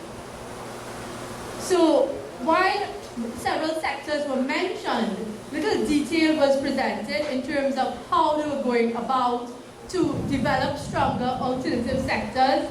He did say, the minister did say that the respective line ministers in the budget debate would outline specific measures, so we stay tuned to hear what is to come. And I also think that adjustment is key in the budget in this time of falling oil revenue. Obviously, it is prudent to reduce or to roll back expenditure when your income is falling. I'm sure all of those of us at homes, that's how we manage our homes. However, we must ensure that the burden of adjustment is shared, that everyone is rolling back, not only one sector, for example, the workers, because the first thing, the easiest thing to do is try to reduce labor costs, but profits are still increasing.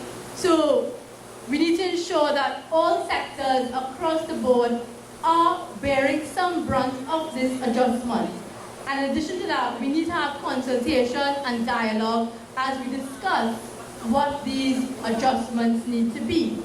So in terms of burden sharing, with respect to VAT, it was announced yesterday that they will be reviewing the zero-rated items. So VAT may be replaced or restored on certain items. But in addition to that, the minister also stated that there would be a decrease in the rate of VAT from the 50% that we all know to 12.5%. So although more items will be taxed, the tax rate has fallen. Perhaps that can be an effort to measure, well, to balance the adjustment. We heard increased business levy, increased green fund levy. We heard increase in price at the pump for super and for diesel. But we also heard an increase in personal allowance. So perhaps these things reflect some balance in the adjustment that is required from all of us. With respect to consultation, as Comrade Remy just said, Minister really mentioned consultation many times, more than 16 times. However, we need to have a meaningful process of consultation, not just tokenism, not just a nice meeting where different stakeholders are brought together and everyone has a nice conversation and have a nice lunch, but that the feedback produced in those consultations is taken into account in the policy making and in the adjustments that are required. So, meaningful consultation. And with respect to the adjustment, I started by saying that revenue has plummeted, and that's why we have the need for this adjustment. However, I think it's important to note that the need for the adjustment has been made worse by the level of expenditure that was carried out by the previous government. So some facts were revealed yesterday.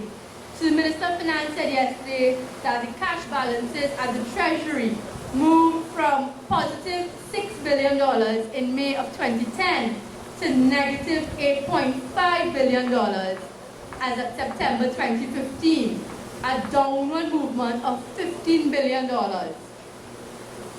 We also heard the Minister say that Green Fund and Unemployment Levy, with respect to these funds, they have been pledged against overdraft and are now not available for drawdown.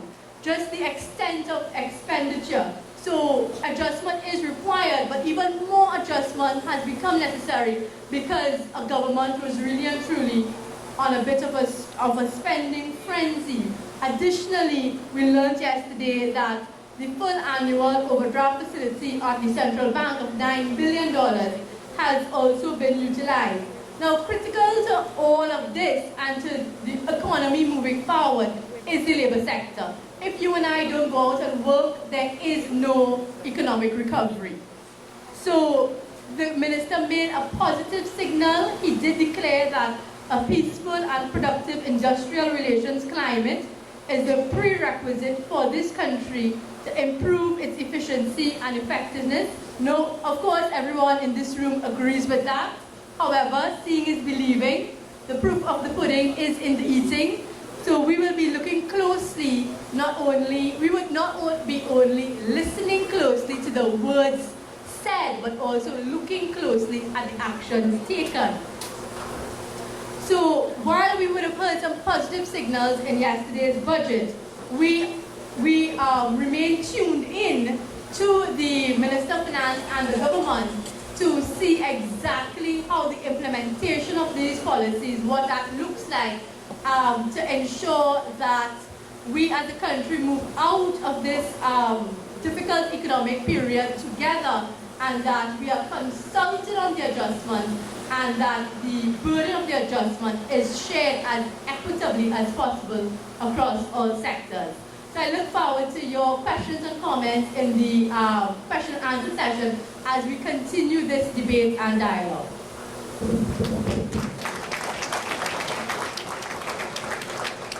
Thank you very much, Comrade Rosa-Mae Whittier, Education Research Officer of OWTU, giving us a very comprehensive analysis of the budget in terms of three elements: revenue, diversification, and adjustment. Let's give her another round of applause. And as she said, the proof of the pudding is in the eating.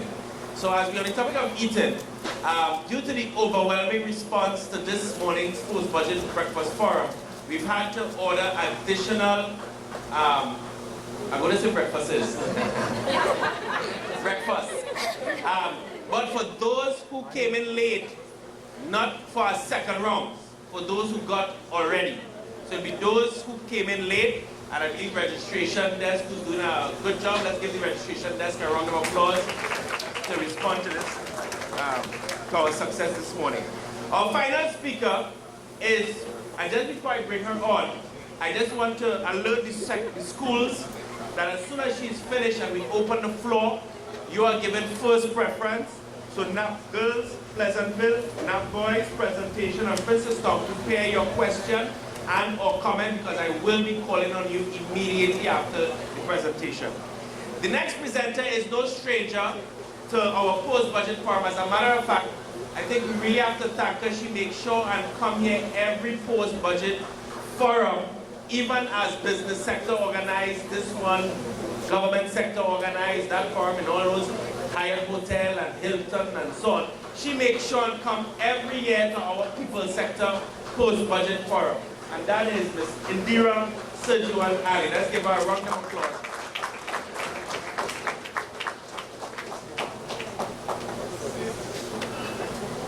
Good morning. Can you hear me?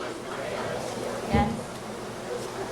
Let me start off by thanking the OWTU for this invitation to share with you my thoughts on the budget. And yes, I give you priority, and not so much because of the union, you know. I give you priority actually because of the students who you invite every year. And I want to commend you for that, because, you know, I think you're doing your part in shaping critical thinking in the minds of young people, which we really need as a matter of urgency in Trinidad and Tobago. Now, having had the benefit of so many very well-informed speakers, my challenge is how do I speak to you and add value to the conversation that you've already, you've already gotten so much information. I want to start off by congratulating the Minister of Finance on his maiden budget. There were things, I thought it was a very interestingly crafted budget, and it was one that was a mix of politics, economics, people responding to expectations, and he was able to do it in a very interesting manner. I would have been happier if he had underplayed the politics a little bit. I thought it was a bit much, especially given that he now may need those on the other side, their support to pass critical legislation. And it ended up, I mean, he took so many opportunities to really punch jabs at the now opposition for the problem that we now face, that I think that could set a possibly not so good tone. And I'll tell you, because after the budget, I sat on 2 panels over the course of the post-budget discussion so far. And what we're having now, where you have an opposition member on a panel, it's a case of defending what I did, criticizing. So instead of us being able to engage in the kind of solid conversation we need for going forward, this is one of the fallout, I think, with that particular style. And I'm very grateful, like many of you, for the information in terms of the state of the economy. But my question to the minister, will you be so forthcoming next year? You are so forthcoming this year because you are taking over from the party that you fought to win the election. Will you be as forthcoming next year when you will be reporting on your own functioning after 1 year? And I do hope that we will continue to see the same kind of transparency as we go into this particular term. Now, not wanting to repeat, there's just some critical issues I want to address. The minister speaks to a deficit of $1.8 billion. And that gives us a sense of, wow, a relief. Okay, we're moving away from deficit budgets. But the real deficit is not 1.8. The real deficit is a difference between $63 billion of expenditure and the $41 billion of revenue that the government is hoping to generate. So there's actually a real deficit of $21 billion. And I want you all to take stock of that. And it's only 21 because you have premised your budget on a price of $40 billion. Simple math of having projected your budget on a lower price of oil would have made that deficit even larger. The minister is proposing to deal with much of that $21 billion shortfall between expenditure and revenue through what is termed one-off revenue intake that will come to government. A major part of which will come from the sale of assets. We are selling our assets in order to maintain a national expenditure of which over 50% is in transfers and subsidies. And a larger part of what is left is recurrent expenditure, not expenditure that is going to contribute to growing the economy. And that is cause for concern. Because if you are a household of 2 people working and 1 person is laid off, and you want to maintain your expenditure, what do? You could go to the bank and borrow, or you could sell some of your assets, or you draw down on your savings. This is the reality that we face. He's expecting to do similarly in 2017 in order to bring us to a balanced budget in 2018. But I want you to recall the words of the Prime Minister, and I think very sobering words, when he said, post the budget, to remember these figures that we have given to you are based on assumptions over which we have very little control over. We have no control over what happens with the price of oil. We have no control over what happens to the global supply of oil and gas. We have no control over the global geopolitics. We have no control over those things. But those things have control over us. Major concern over us. Control. Because without it, we are in trouble. And I come back to what something Rosa said. How did we get to here? Again, this is not the first time that we have been in a situation where the price of oil has fallen and our revenue situation has been affected. But once the price goes up, then it's business as usual. It's business as usual. And this problem did not happen overnight. It happened over a long time, and it is our failure. It is the failure of successive governments. The People's Partnership government, the PNM in its previous incarnations, and well, we now have to wait and see what will happen with this one, that have brought us to where we are now. Because you see, in times of plenty, what the plenty has allowed us to do is to engage in the implementation of a development model that is not sustainable, that is driven largely through state spending. It is what I call state-driven dependency, and I know you've heard that term before. And I wait and I want to be optimistic, but I have to tell you, having done this kind of analysis for quite a while, my level of optimism is quite low in terms of what to expect. I will remind you that in 2010, when the People's Partnership came into power, they campaigned on the notion that they were going into an empty treasury. It was a time when the price of oil had fallen significantly from about $150 per barrel in about 2008 to $30-something per barrel. But almost immediately in coming into power, the price of oil started to go up again. Where are we with respect to diversification? Instead, what we saw was the national spend moving from $46 billion to over $60 billion. So now, in order to maintain the level of expenditure that we currently have, in order to keep this economy where it is and not have social crisis and social chaos, we must spend $63 billion. The government must spend that. How do we change that dynamic? That is what I want you to put your minds to, because the numbers really don't matter so much. And I say the numbers don't matter because, I'm finding my notes now. Because, yes, we have allocated, I used two examples. We've allocated over $10 billion to national security. And we're pleased, we say, okay, so now we have the answer to crime. But in the last 5 years, on average, we allocated close to $8 billion per year to national security. So when you multiply, let's say, 8 billion by 5, 8 5s are $40 billion. 40 billion spent only in the last 5 years. Where are we with crime?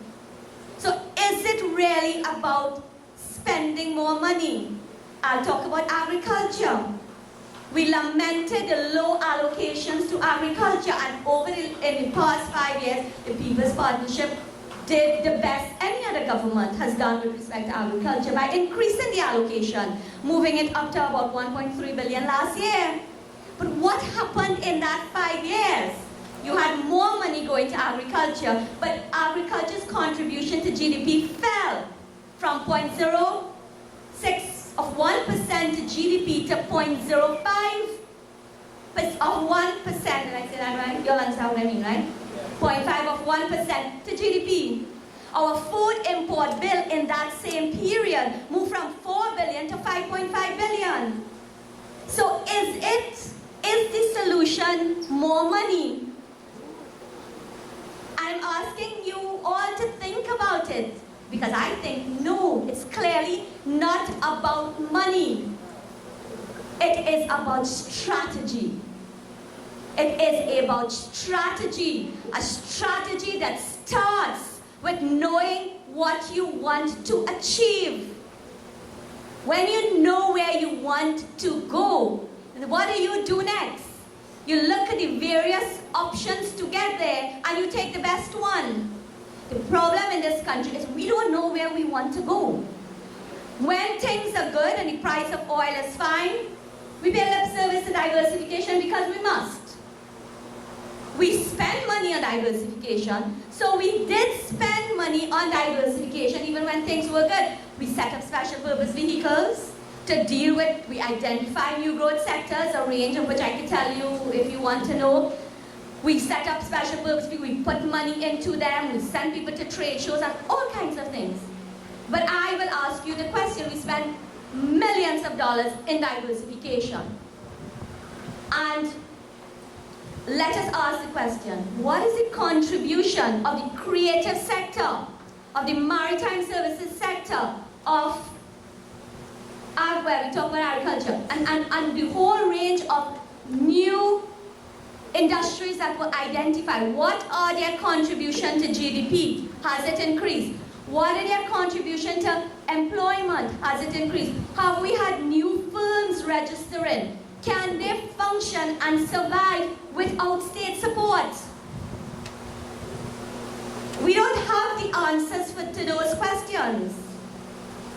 And it is one of the reasons why we can have this to and fro between the opposition and the government now in terms of who figures right, is because we do not in this country have an institution, an independent institution that is collecting real-time data in order to support our development model. So the Revenue Authority would be another good example where the minister is hoping to raise $5 billion through the Revenue Authority by capturing taxes that slip through the system. But if you have a decline in economy, one where your productive sectors are not generating revenue, from where are you going to collect the increase in revenue? So it comes back to the issue of diversification. There is no sector in the Trinidad and Tobago that can, in the short to medium term, or maybe even in the long term, replace the energy sector. That is a reality. You cannot replace the energy sector, but you can support the energy sector. And that's what we need to happen. We need to have growth in our other sectors, in agriculture, in maritime services, in tourism. We have to stop talking about trying to be everything to everyone in the sector and decide on a strategy. We have to decide on a strategy. We have to engage in robust analysis in order to determine where we have comparative and competitive advantage. And we have to go there. The GATE program, and the last point I want to make, is that the model of development that we have engaged in since independence to now is one where we, governments, and I want to use the word politicians, have intentionally kept the population within their grasp, with us all believing that without what they have to give to us, we cannot get to where we want to go. So we have a culture now of entitlement. So when we listen to the budget, it is about what's in there for us. So we're all up in arms about GATE and the possible reduction of GATE. But we need to come back to basics. What was the objective of GATE in the first place? If the objective is to educate our young people and to give them the opportunity to have an education, is the best means to simply pay for it? What about finding a solution that can ensure that even as they get access to it, if they don't have the resources at the time, to ensure that we have a model where they have a sense of responsibility to those children that will come long after them, to ensure that there is money to pay for them? We have to start to think outside this proverbial budget box. It is not only about what the annual budget can give to us. It is how do we use the resources that we have on an annual basis to ensure that we achieve our social and economic objectives while at the same time developing alternative sustainable sources of financing. There is lots I can say on these things. These things keep me up at night. I hope it keep you all up at night as well. But I am hopeful, as many of you are, in my last statement, that the Minister of Finance is true to his word, that he will engage in consultation, in wide consultation, because we also know that governments, when they get into, they consult, but they consult with their inner cliques. And therefore what we get as policy is not necessarily reflective of what is in the best interest of the people. So I hope that we see consultation, and I hope we see coming out of that consultation a new way of doing business, a new approach to economic development that is based on sound and solid and sustainable strategies that moves us away from this whole notion of state dependence. Thank you. Thank you very much, Ms. Indera Sagewan-Alli, for her profound intervention. She raised two very important things, and I really like how she's going to carry us into the discussion. Because what I hear, listen, it's not just numbers. There's a more fundamental issue at hand. And that has to do with the development model of the country, where we have a development model of government spending. So that when you have a shortfall, a sudden drop of your revenue of 60, I wonder if we really wrap our heads around fall of revenue from 60 billion to 40 billion. That's like if you earn $6,000 a month. And you go to work and they tell you, here what? We had such a pay, you know what I would, $4,000 a month. Can you imagine what that could do? And I think what she's driving at is that we need to have a discussion around the development model itself. Because the solution is clearly not more money, and to give clear examples of why it can't be more money. $40 billion in security, and look where we are. It is, she said, strategy. I would like to add its structure as well. And we've heard the political leader of MSJ always talk about the need for a second republic. And I believe he's here. Let us recognize him. Comrade David Abdullah, former used to be here. A few years ago, he would have been the one chairing.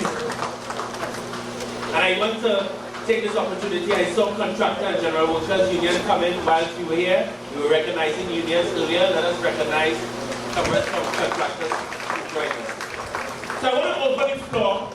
And of course, the model, well, it's not development model, but the facilitation model is one where we will enable our young people to give the first rounds. I called them earlier, so I know that they would have been preparing themselves as any student. They will have their comment and or question read. Now we also have a time limit, just as we have a time limit for panelists, we have a time limit for questions and answers. Go ahead.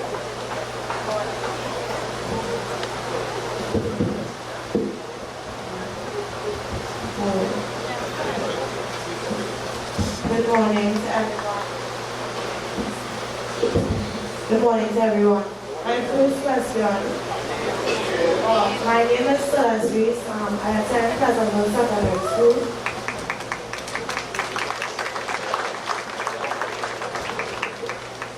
My first question is to Mr. Sean Nicholson. You spoke about youth policy and the need for having an across-the-board policy instead of having individualized ministry policy. How would you suggest that this policy be implemented on such a broad base? And what would be the guiding principles of this policy? My second question is to Mr. Shiraz Khan.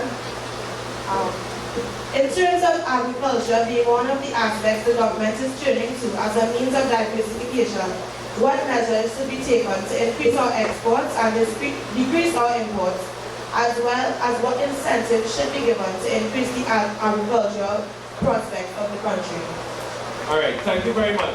Now, as much as Shiraz likes to believe that his youth, unfortunately Sean is not here to answer the first question, and Shiraz, you will answer the second part. And then the first part, as much as you think you want to do. No, not yet. It's Shana Mohammed, and I'm from Napoli High School. I have two comments. Firstly, to the president of Trinidad Unified Farmers Association. So I want to let you know that hope is not lost. 2 years ago, my school embarked on a project. It was entitled, Who's the Farmer in Your Neighborhood? ABC plants, anybody can plant. So basically, we had a buy local campaign. We were encouraging people to buy locally. And we were also encouraging kitchen gardens. We actually implemented a kitchen garden at school, and we produced things and sold them to parents. So what I wanted to let you all know is that we started it, but the thing is, we need the support of everybody else. Each person in this room is important, so we have to practice what we preach. And secondly, with respect to Gates, the Minister of Finance made a statement. He said that it would be offered to those who need it the most. So my concern really is, what criteria will determine who is applicable or who needs it the most? What if someone falls just above the who need it the most category, but doesn't fall into the upper class or middle class? Where does that leave that person? And secondly, I believe it should be under a system of meritocracy, based on your performance. It shouldn't be based on your money or able, because when you go to a school, right, each person, regardless of the school that you attend, you wear a school uniform, right? Uniform symbolizes equality. So when a student wears a uniform, regardless of their socioeconomic background or their religion or their race, I believe based on their performance, they should be rewarded. And I understand in their point of view in that they want to cut back on costs, but they should do that in a different way, in that those who participating in this, if they fail to pass courses, then you can cut back on the allowance that is allocated. But don't take it away from those who deserve it. People do good work out there and it's not recognized. So let us recognize that those to their different. All right, now we're going to turn to NAP boys.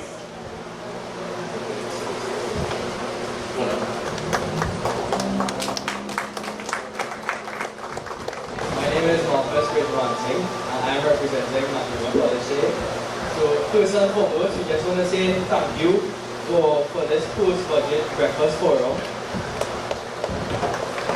Just want to say thank you for this and for motivating us once again, and allowing us to view the economy and society from the perspective of the proletariat or working class population. Just want to say keep up the good work. And we have one question for you all today. Well, my question is for Ms. Indera Sagewan. And my question to you is, how from yesterday's budget we saw that there was an increase in gas prices as well as an increase in VAT. So we wanted to know,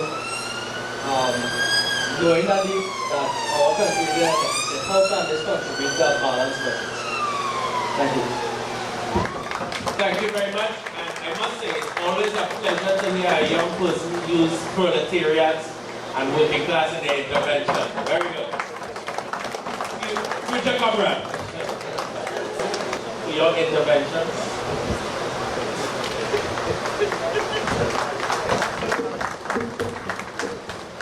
Good morning all. My name is from Presentation College, San Fernando. The first question is for Mr. Roget. What will the Joint Trade Union movement do with the $12 million allocated to it? What will this labor organization do if or when faced with job cuts? Where will this money go? And to Mr. Khan of the Farmers Association, what is the Farmers Association doing to entice the young men and women into this industry with aging people? Thank you. Thank you very much. Really, really profound interventions and questions. And now we have Princess Town West. And then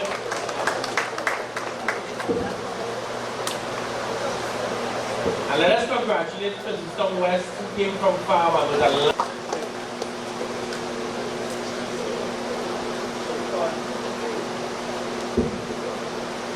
Good morning, my name is Rihanna Sagewan and I'm from Princess Town West Secondary.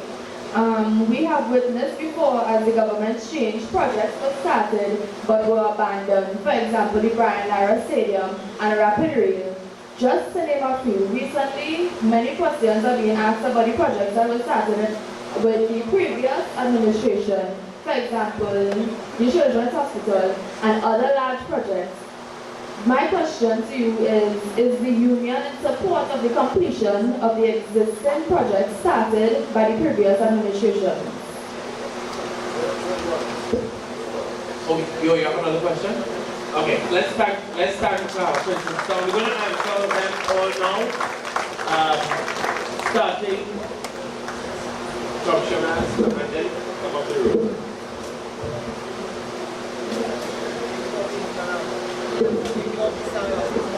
Oh, okay.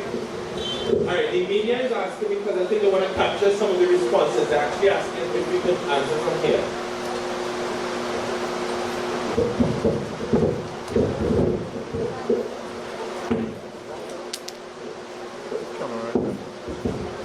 All right. Who is that one? The present bill, the increase our export. What is the simple thing is that what happened is that when globalization took place, exercise became a very ineffective thing for Trinidad. Take for instance, our hot peppers, like most people in Trinidad, is the hottest thing in half. Right? But what happened is that our hot peppers are not subsidized in any form or fashion, especially coming from South America. What are being subsidized? So we got to have some support from the ministry in order to increase that export to be competitive in the international market by pumping heavily more money into the sector. And then the basic thing is it's all about cost of production, right? But we can handle it, right? Once we get the necessary support in terms of land. So Tishana, I didn't know about that project you all do, to tell you the truth. And that's the thing about some other media, take some blows. Other media people, Ivan, you this out, take some blows. Things like that is what should be highlighted regular on television. That should be highlighted, not you beating up one another. Why is that video that was made of that what we all did? And posted up on Facebook, you only see them young girls fighting, having sex all about the place, smoking and drinking. That is thing happening in the media and into the social media also. Big up for yourself and put it up. No matter if it was last year, do it now and put it up for us. Now, you heard I talk about making agriculture sexy, right? No. If it is that we really start this thing in terms of the getting young people by the competition, right? It had one school board secretary. He said he don't want his children to do that because it was back in the generation. Right? Yes, Sat said that. Roget, yeah, lawyers, right? Sat said that in 2005 when we were trying to promote that. So which means in Masaba would not go into that. And I am saying to you young people, go to your principal. There is money in the agriculture, in the Ministry of Agriculture that assists small schools with grow-up material to do it. I am saying that if it is that you all insist on your teachers and your principal, I think it could happen. Then what happens is that you all, once you get involved in it and you get digging in the soil and planting plants, eventually you become a farmer. Thank you very much.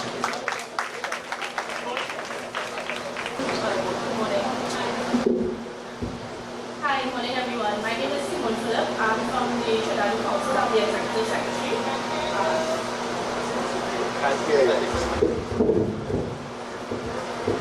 Hi, good morning everyone. My name is Philip. I'm from the Trinidad Council. I'm the Executive Secretary. Just taking over for Sean. With regards to Pleasantville, the question was asked is how we want to see the policy being implemented. We want to see it implemented in terms of not having it focus more on programs, but also the delivery of programs. Not have it be that you're listening to young people, but you're not involving them in the decision-making process. There's limited consultations. They are not actively involved in the process. They're just getting the end results. Doing sporting programs and stuff like that, tailored for youth, and they're not even available to say that, okay, I'm not interested in football, I want to work on traditional sport. They're not given that opportunity to say exactly what they want. So you want to see a policy that is more youth involved, they more focused on the achievements of young people as a whole, as mentioned with the school, more advertisements of these activities. So that's how we want to see the youth policy implemented. Thank you.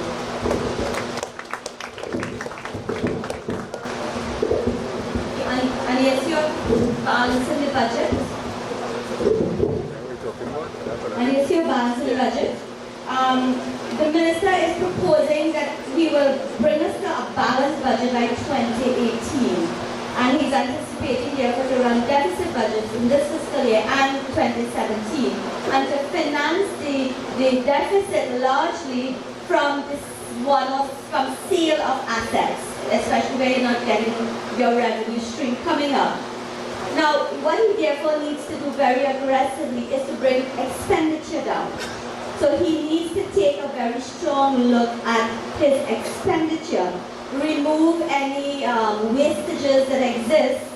Look, for example, and they've spoken about GATE, and I'll tie this into an answer with respect to GATE. Already he has sent the signal that it will not be business as usual with GATE. So not everybody will be accessing GATE. So here you could have savings. So this is how the minister proposes to deal with it. But remember, it all is about the price of oil and gas. So the extent of the deficit and what you have to balance is a function of what happens to that. With respect to the issue of GATE, now I don't know what the government proposes to do, okay? I take the points that you make and they're very relevant points. I can tell you what I would do and what I believe would be fair. Given that there is already this very high dependence on GATE in order to access tertiary education across the board, recognizing that it's important that we move our young people away from expectation and this notion of entitlement to more a sense of responsibility. What I would do is I would take, since I have the allocation to fund everyone in this year, and again, government will decide which year, but in A year, which we call the year zero, I would take that money and I would put it into a fund. And I would say to all people who want to access it, if you are interested, you need funding in order to access tertiary level education, you can access it through this fund. I would say, I would give you the length of time that it takes you to finish a degree. I would give you 2 or 3 years in order to find yourself a decent job and get settled. And at that point in time, I would say it is time that you start to repay that money at a very nominal rate of interest. That way, we will be doing 2 things. We will be ensuring we are now having a revolving fund that is not only dependent on the annual revenue every year. Every year government can supplement it. Correct. More than that, and the more important thing in my view, it will be changing our culture from one of entitlement, from one of a sense of responsibility, not just to us, but to young people. I have a young nephew who's an American citizen and studied abroad, and he's working now and repaying a loan that he would have afforded to him so that somebody else can access it. But that's just my view. I'm not sure what the current government will do. With respect to, I just want to talk a bit of exports, increasing exports to agriculture. The cost of production is important, yes, and I agree with Shiraz, but I think more than that is the strategy, again, I would say. And we are a small nation producing we can't produce in volume, so we have to decide that we can't compete in a mass market. So let's focus on niche production. And when we focus on niche production, we can charge a premium price for it once our product satisfies the requirements of those who will demand it. So there's a lot of pre-work that needs to be done in order to do that. And then there is the whole issue of agro-processing, which is very important. If I were the Minister of Finance, since I have minimum resources in year 1, which I will call my year 0, I would say this is the year of hot peppers. I take 2 or 3, depending on how much money. Let's only have a little bit of money. This is the year of hot peppers. And all of our efforts would be targeted to those who want to engage. I will decide what my targets are, what my plan is for the next 5 years, what I want to do it in terms of agro-processing, and I would support it. And I'm not saying I wouldn't support other things, but my primary, the bulk of my resources would go into there, so that I'm ensuring that I'm growing a subsector within agriculture that can be contributing in a meaningful way. I'll leave the project completion one.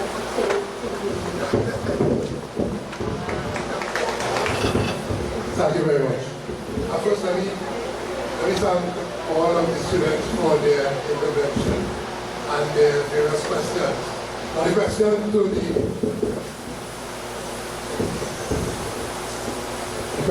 the trade union with respect to the projects. Let me say that first of all, we from the Joint Trade Union movement recognize that there must be a proper evaluation of all of these projects. And that there are some projects, and the one that sticks out for me is the one that deals with the extension of the highway. There are some projects, really, which will fund it out of the treasury, brought enormous strain on the taxpayers of this country. More than that, it provided an opportunity for absolutely no oversight and therefore enormous corruption. And we join arms with the members of the rural movement in that particular project to say that that was necessary extension, that should be stopped, and we should look at a more cost-effective and a reduced cost in the issue of rerouting. The highway from San Fernando to Point Fortin must be completed. It should have been completed before if the proper focus was on that. Theirs was the focus to probably take money from the treasury and to put monies in the bank accounts and pockets of their friends in areas that have nothing to do with the highway from San Fernando to Point Fortin. They always mix that up. We joined with the rural movement to say that that part of the project be completed and that the very costly part that goes into the lagoon and friendly environment that is not necessary, that be stopped. The position we had before, and is a position that we maintain today. Yeah, without fear of contradiction.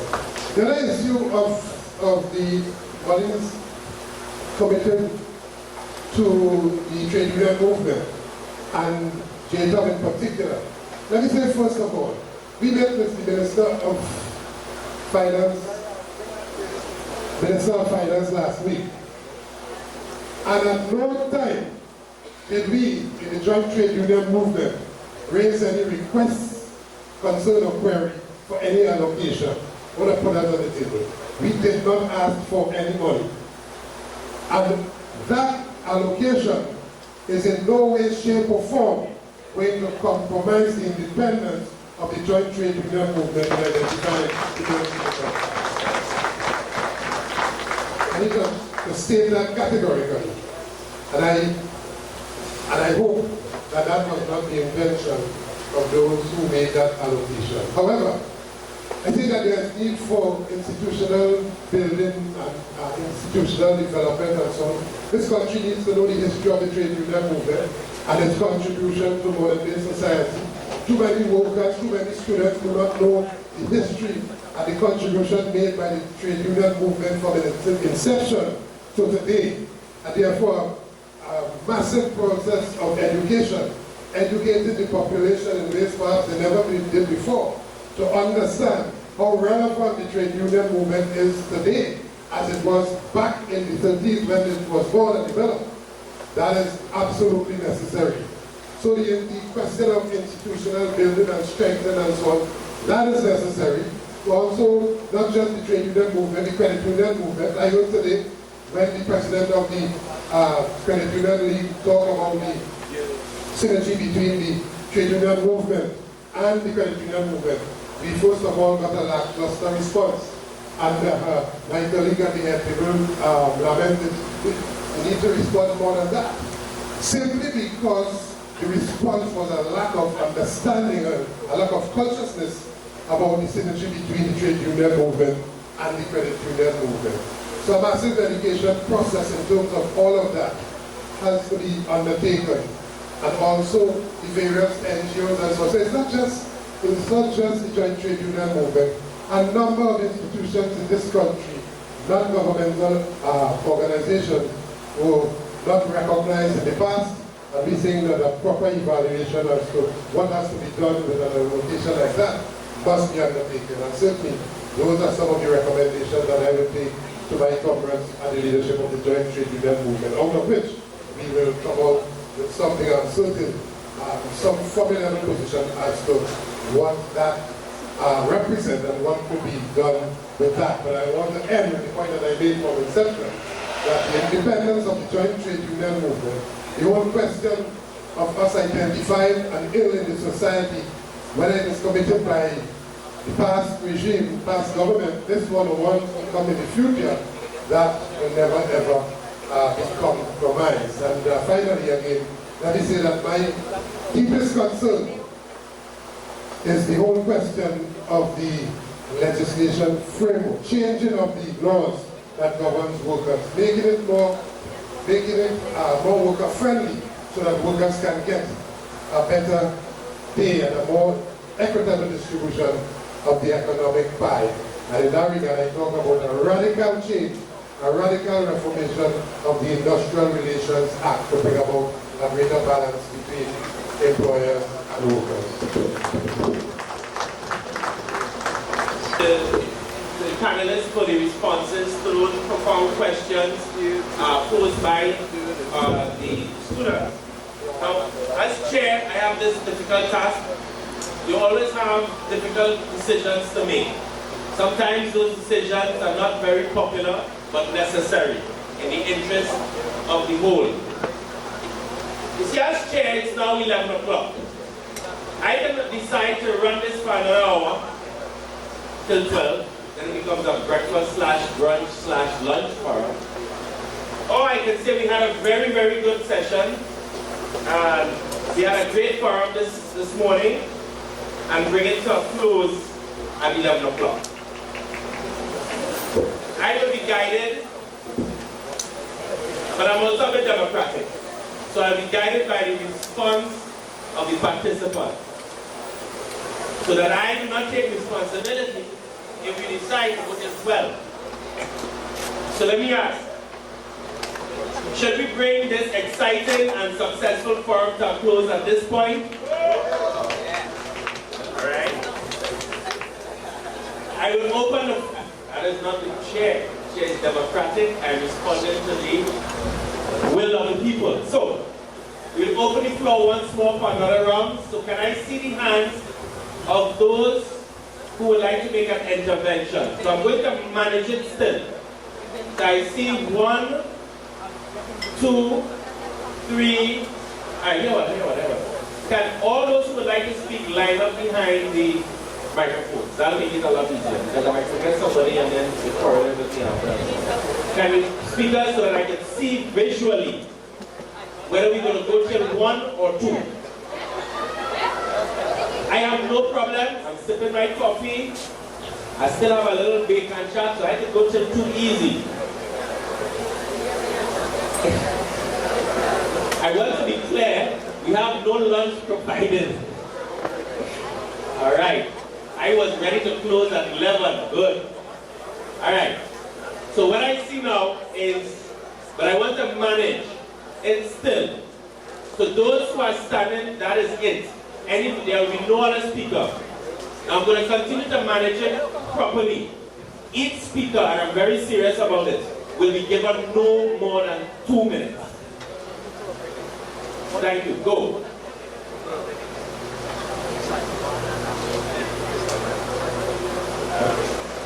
Retiring from Petro. Common Chairman, I like what the Indera Sagewan said as to a vision of this country. So I want to make a little quote, a biblical quote, that tells us a nation without a vision perishes. I say this again, a nation without a vision perishes. And as we were speaking about agro-processing and otherwise, my mind went back to the late Dr. George Sammy. And Dr. George Sammy was developing the cassava bread and dasheen and all those things and all our fruits in juices. He got no help from this government, any government in Trinidad and Tobago. But when Maurice Bishop took over in Grenada, he was invited to Grenada, and that was a plan that was set up. And we started buying juices from Grenada. So we have the research done, and we have the fruits and otherwise that we could develop to start that agro-processing and to start feeding ourselves. And we talk about local feed and we talk about school feeding program. So we have that. I want to ask another question. We're hearing about this revenue collection body. Was that not something that was under the last PNM regime? Did we not protest under that when a number of people were to lose their jobs? Did not Manning and others set up an energy situation where 2,000 and more people would have lost their jobs in energy? We're not hearing anything about that. Have they shelved that? We want to know, because that has plenty of problems from a chairman. Thank you very much. I want to give you 1 second. 2 minutes up. 1 second. Sorry, darling. Give him a round of applause. Pleasant good day, all comrades, school students, to the head table, David Forbes, General Secretary, Postal Workers Union. I'll be very short, Comrade Aziz. A question for the Sister Ali in regard to the issue of the property tax. I didn't hear you make any mention of it today. Even last night I was looking on when you were doing your presentation. I can't recall you making any statement in that regard. So if you could just give us an insight as to what is your understanding of it and what you expect to derive from that. And also the issue of the OJTs. I have a very serious concern for that, even in our own space in the postal workers sector, where we would have seen a push by the management or the government, and the government, late last year, to have some 200 OJTs, or interns as they call it, into the corporation. And how these young people have been used is very much, in our view, the union, disheartening. Because these people, or these young people, are qualified in some way in regard to their O-level or passes, right? And they are placed in positions in the corporation that is not beneficial to them. So I don't know what was the rationale behind it late last year to have these interns come into the corporation to get on-the-job training. I think this new government should really, because I heard the Minister of Finance speak about OJTs yesterday, and I think they should seriously do a proper study in how they are going to use these OJTs in the future. So that is critical to understand here today. Thank you. Good morning to all. I am Anthony Suchet. I am a past student of Naparima College. I am a past worker at the refinery. And it is interesting that the Minister of Finance should be speaking about fumes. And as the fuel pump will get fumes, and it will fumigate into your pocket. Now, my question, this is my preamble to Mrs. Indera Sagewan-Alli. Not very often that I get to see your lovely face and to see what emanates from the head. So, seeing that there would be a projection of $60 billion and low oil prices, do you see this as a worker-friendly budget, as a citizenry-friendly budget? Thank you very much. That's very good. Keep it going. Good morning, everyone. My name is Steve Lovell. I'm with Indera. In the 2 minutes, I'll just choose just a few of the questions I had listed. The first one for the young lady, so the first one they can see. But he spoke a lot of what's happening to he spoke a lot about what's happening to the youth in regarding the budget. Just one question though, on the line of empowering youth. Would you agree that some of the trade courses that were disbanded when the junior senior com system went out of style, would you agree that some of those trade courses, whether it's metal work, leather craft, should be reintroduced back into the education system so that more youths will actually come out with a skill that they could turn into a business later on? For Mr. Shiraz Khan, just a comment, sir. You were right when you say that the government is warring against farmers because they have the mega farms and so on. You become their competition. In addition to that, I see also an additional fight you have in that so much agricultural land is going under concrete. In Orange Grove, Blue Waters took up acres there. In El Socorro, every day is a new warehouse. Agricultural land going under concrete. I think we have to raise our voices regarding that matter. Ms. Whittier, who spoke about the drop in revenue. In addition to the drop in revenue bleeding us, I think we should also talk about this pandemia. It's also bleeding us. There were two good examples in the papers in the run-up to the election, which was one was a chair at TNTech that cost $20,000. And in addition to that, a huge discount that was given to the former AG of $500,000. Okay, yeah, 2 minutes, yeah, that's it. That's it, 2 minutes there. All right, next. Fruitful morning. All protocols observed. Our students, our youths, and our farmers, a special morning to you. Very fruitful public policy forum by the OWTU. Ramesh Ramsamir, chairman of the Table and Pineapple Farmers Association. Like Shiraz Khan, I represented the thousands of farmers in Trinidad and Tobago who are in the fields today. But I congratulate Shiraz and other farmers who are here, who are trying to educate Trinidad and Tobago about the future and our economic situation and putting farmers first while other farmers are in their fields. But ladies and gentlemen, this fruit, breakfast fruit, is an example of how we think in Trinidad and Tobago. And this is the ABC.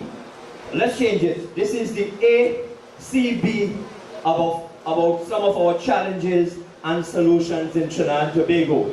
Agriculture, culture, business, and so on. I, like Shiraz, can go on for the balance of the day, but farmers in Trinidad and Tobago and the world hold the solutions. Ladies and gentlemen, this budget, agriculture for the last 53 years and 39 years of independence, we as civil servants, were we able to change the psyche? The psyche is that yes, there are incentives in agriculture today, but they were there for the past 53 years. Are we, the question is, are we civil servants and all of us here today, are we willing to change the dynamics, to really change and to use the reduction, the increase in incentives and so much more? I want to stop here, there's only 2 minutes. Yeah. But like I said on national television last week, we have a responsibility as farmers to carry farming to the level that we want. And tomorrow, like I'm doing here today, I took time out to be here like Shiraz. And tomorrow we continue to take time out.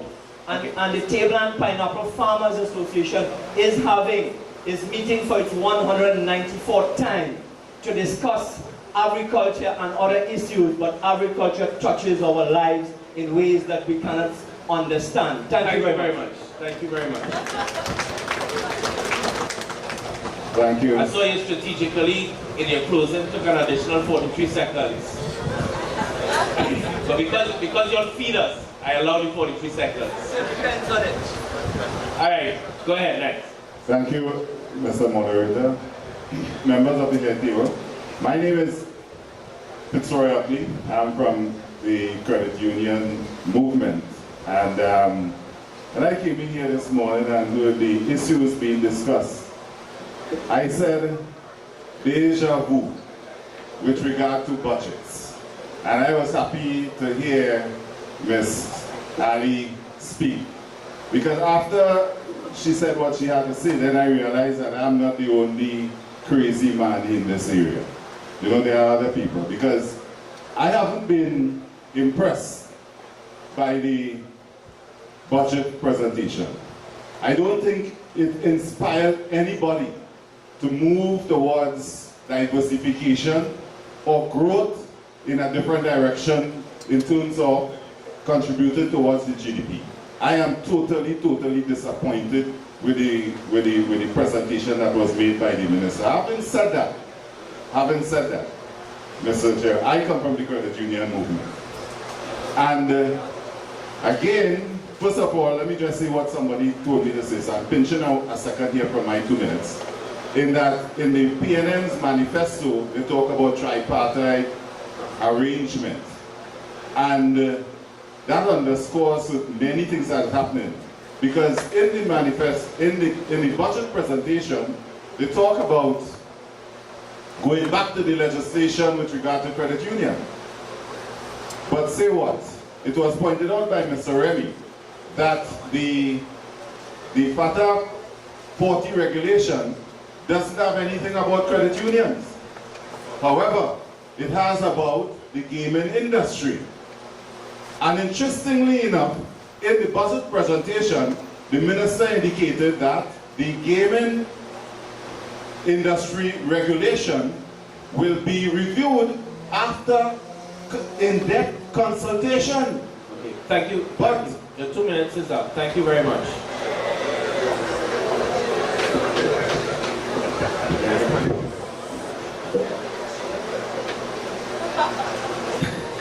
Good evening, Mr. Chairman.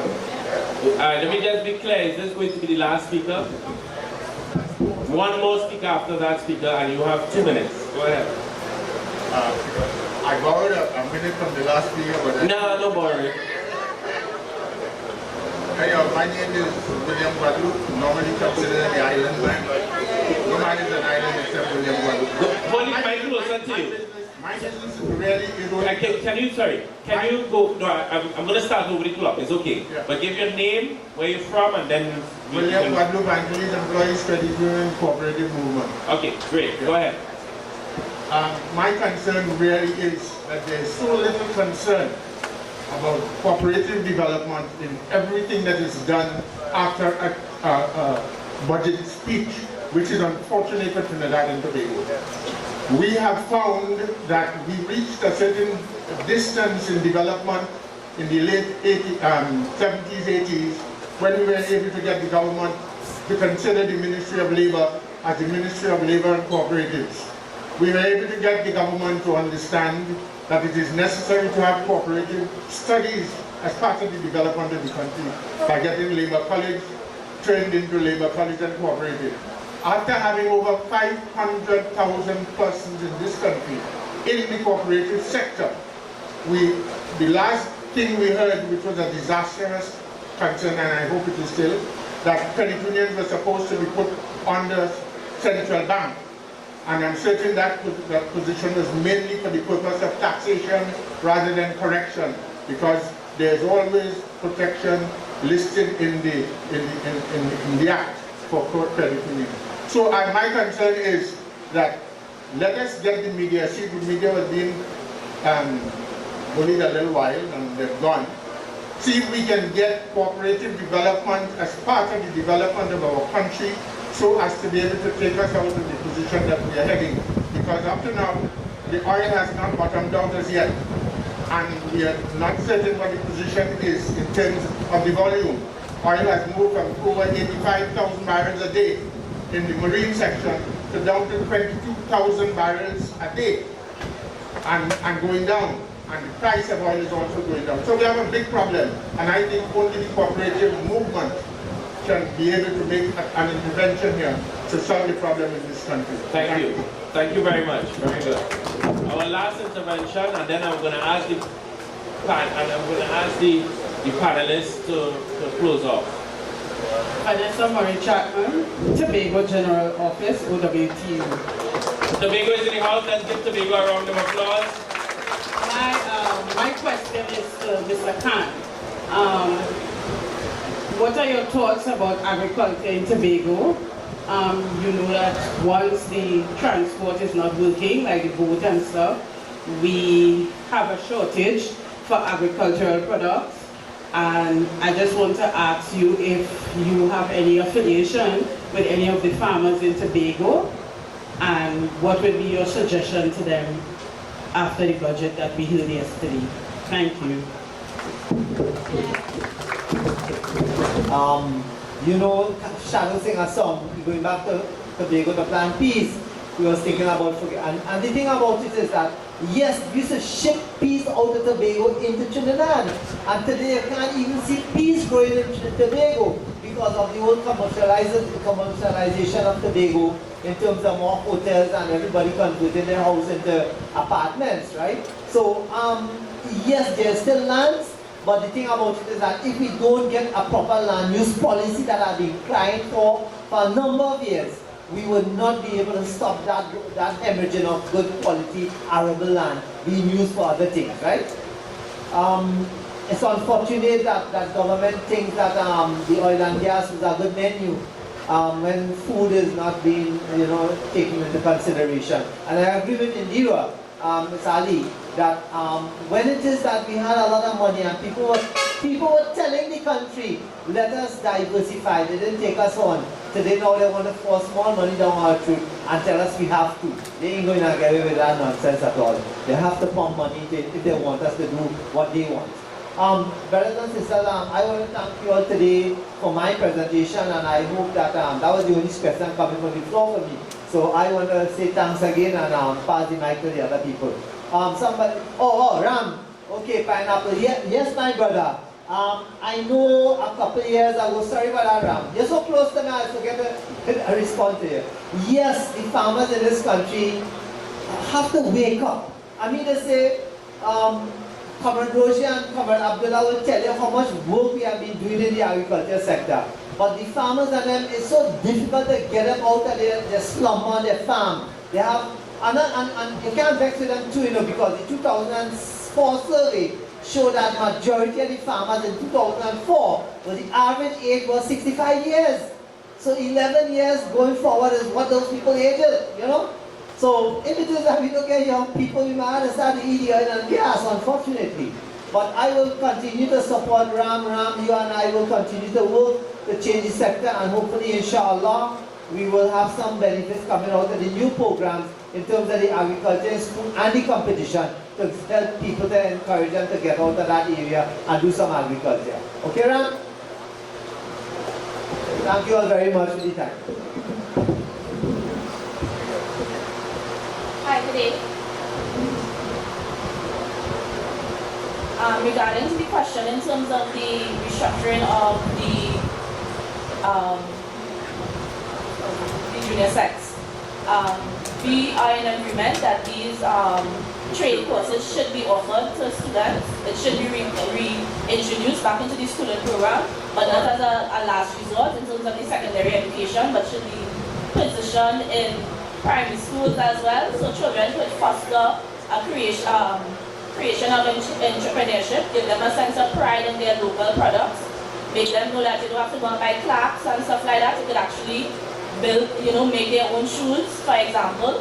So it wants to promote entrepreneurship and also a sense of national pride.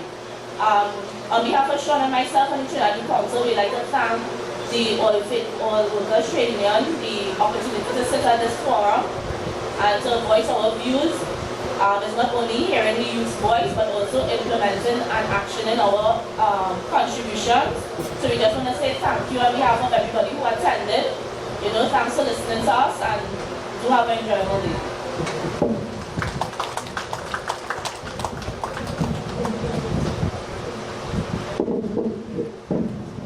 Thanks much, and let me just recognize Mr. Utley, who made his contribution. I know he wanted to say much more. But he is the president of the Association of Co-operative Credit Union Presidents.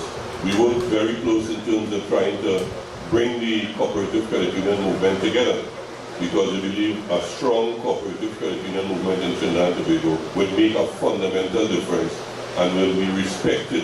One of the things I talk about respect is that for the last umpteen years we have been clamoring. I can't recall the last time that somebody was appointed on the independent bench who came from the cooperative credit union movement.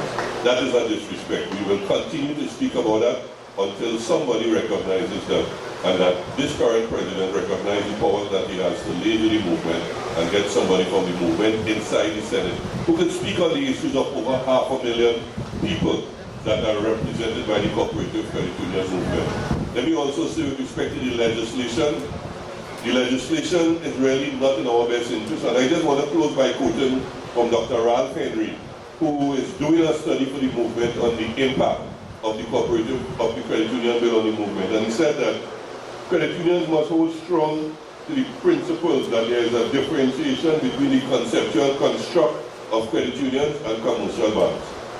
That is basic. We must understand there is a conceptual there's a difference in the construct of both entities. But he went on to state that while credit unions were given a chance to comment on the credit union bill, the whole ethos of the legislation is not about facilitating, but regulating and holding back credit unions. And those are the things that we take strong offense to. We don't want to corral credit unions into a corner. And my concern is that we don't really pay significance, us as shareholders in the movement, don't pay significance to the cooperative credit union movement. We believe that it is there because only when we want a loan, we go to the credit union. But we need to take much more notice of our ownership stake in the movement and really carry this movement forward. Because in times of economic distress, you'll run to the credit union. The commercial banks are not going to pull you out of those kind of situations. And the League will continue to be that vanguard. Mr. Guadalupe, I completely support you on that issue. Cooperative development, particularly with agriculture, and Shiraz could attest to that. We used to have agricultural cooperatives, that has dwindled. We have to return to those days of agricultural cooperatives if we want to resuscitate the agricultural industry. Nothing else would work in the best interest of Trinidad and Tobago. Again, on behalf of the League, let me thank all those participants, particularly from the credit union movement, who came out in their large numbers this morning, and we want to continue to push you to be part of this joint effort between the League and OWTU as we continue to give our perspective from a people's point of view. Thanks and enjoy the balance of your morning. Let me pass on to another speaker.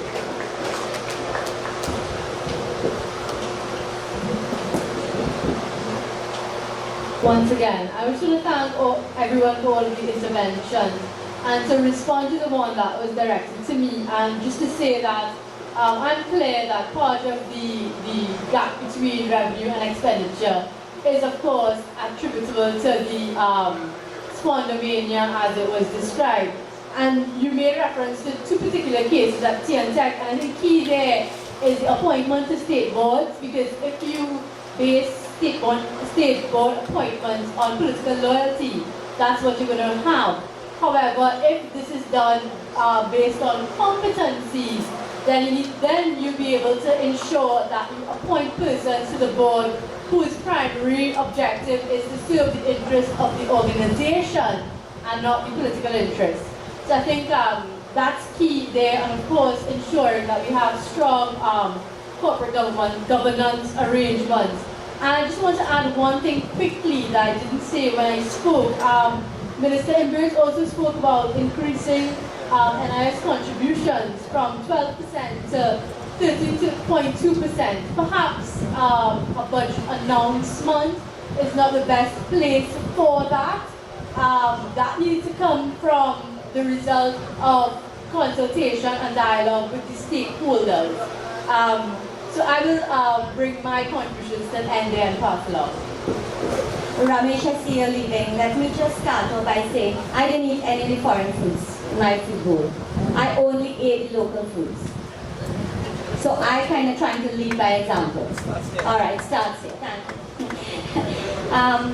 Okay, so let me just quickly try to respond. On the issue of property tax, as you can appreciate, in a very short time you can't respond to everything. That's the purpose of the question if you have any burning issues.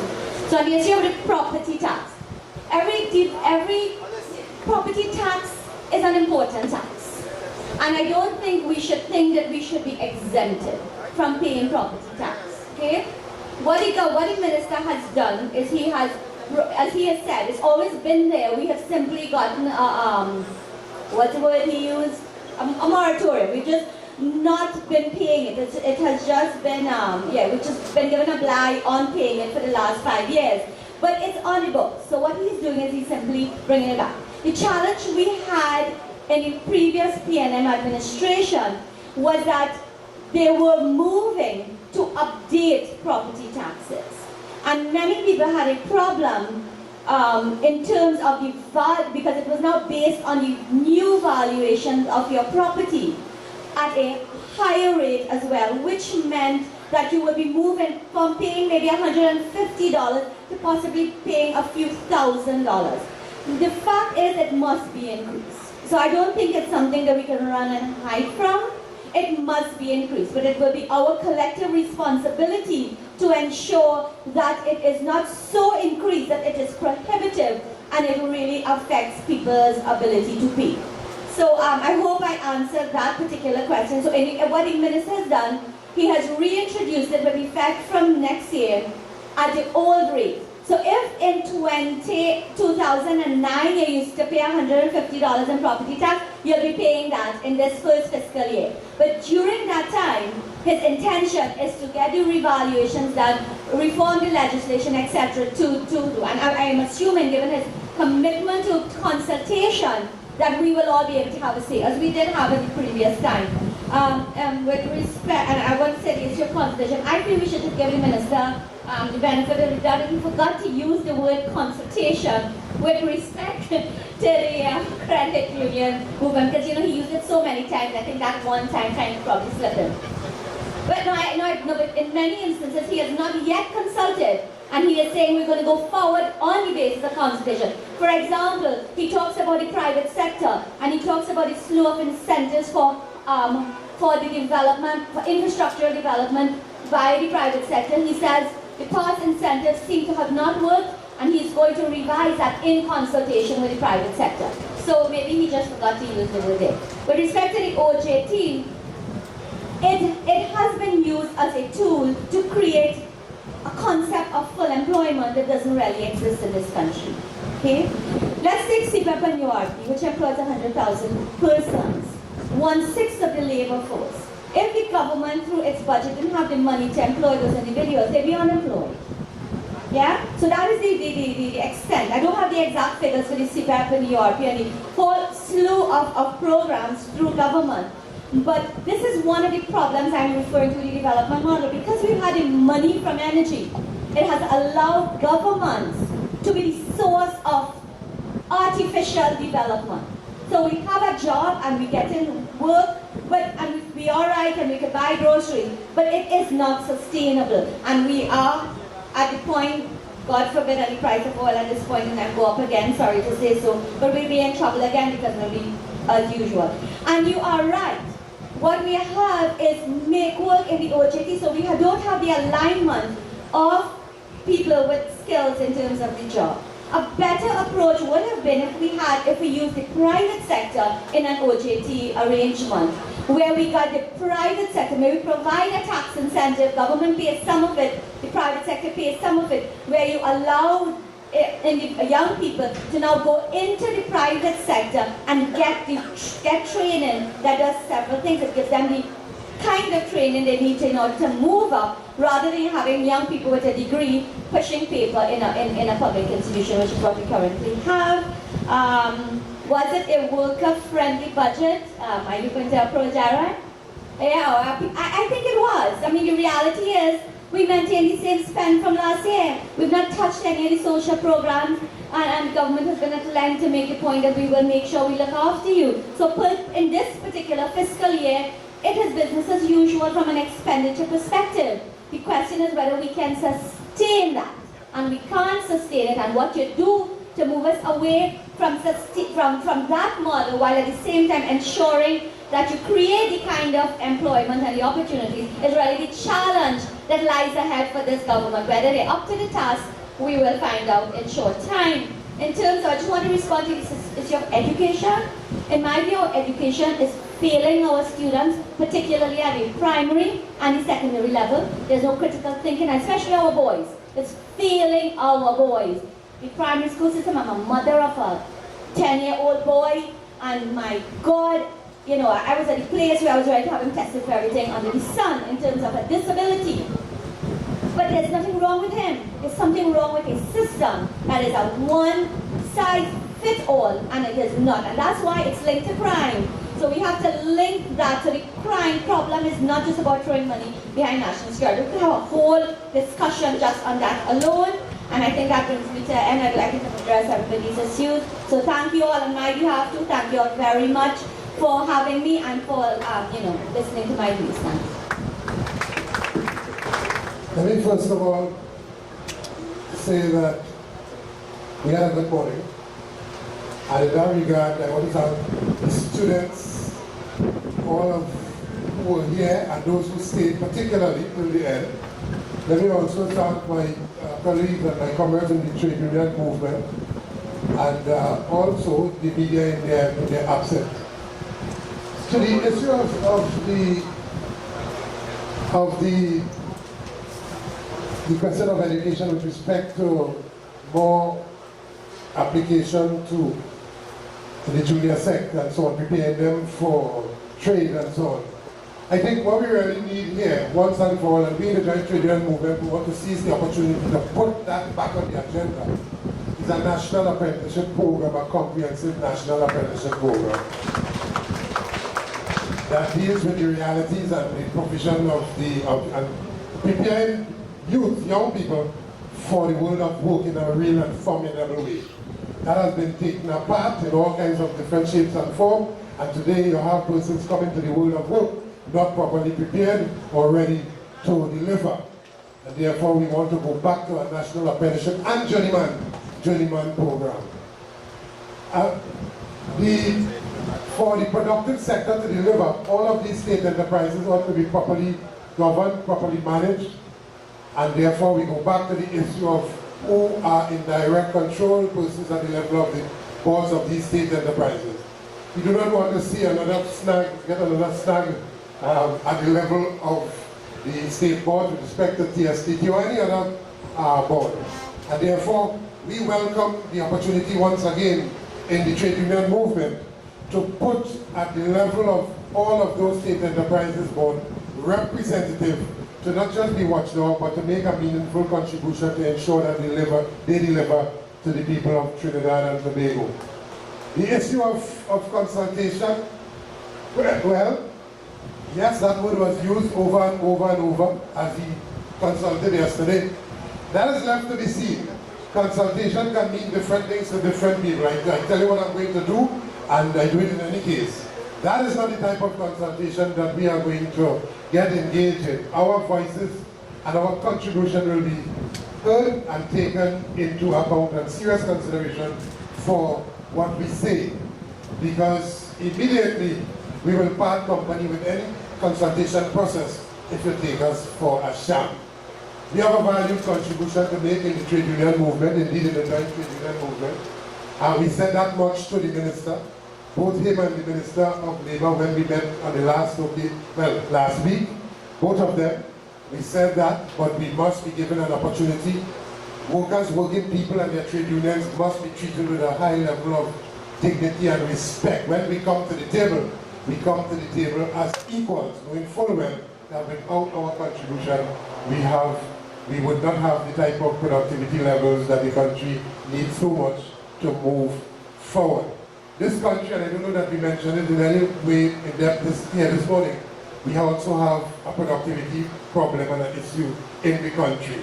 And we are the first in the trade union movement to broach that topic, not in a single facet, but in a multifaceted approach, because it's not just workers working harder that will increase productivity. There are a number of inputs that feeds into the issue of productivity that will come out with higher levels of productivity so that we can compete on the regional and global stage. We want to make that happen, but we have to treat with all of the realities. The reality of having to stay 3 hours in a traffic jam to reach the work. You could never be a productive worker, and then another 3 hours to reach back home and then prepare to come back to work. That cannot, it did not work, and it cannot work. And it cannot be that wherever you work, you are not, your input into the decision making is not taken into account. Because one decision of a poor and incompetent, inexperienced, politically appointed management will take away all of the input of those below who diligently come to work and do what they're supposed to do.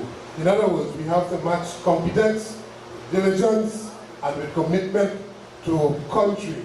And there's where we want to start. Anything less than that, bet your bottom dollar, we will be hitting the streets again, soliciting the support of all of those who are in support of a better Trinidad and Tobago. I want to thank comrades again once again overall for coming to the headquarters of the Oilfields Workers Trade Union, true to form, again consistent as we do every year. Again, thank all of our panelists for coming and making their valued contribution here this morning as we take the country forward ever and backward never. Thank you very much. Director of the Co-operative Credit Union League, to give the official vote of thanks and bring this morning's session to an end. Let's give him a round of applause.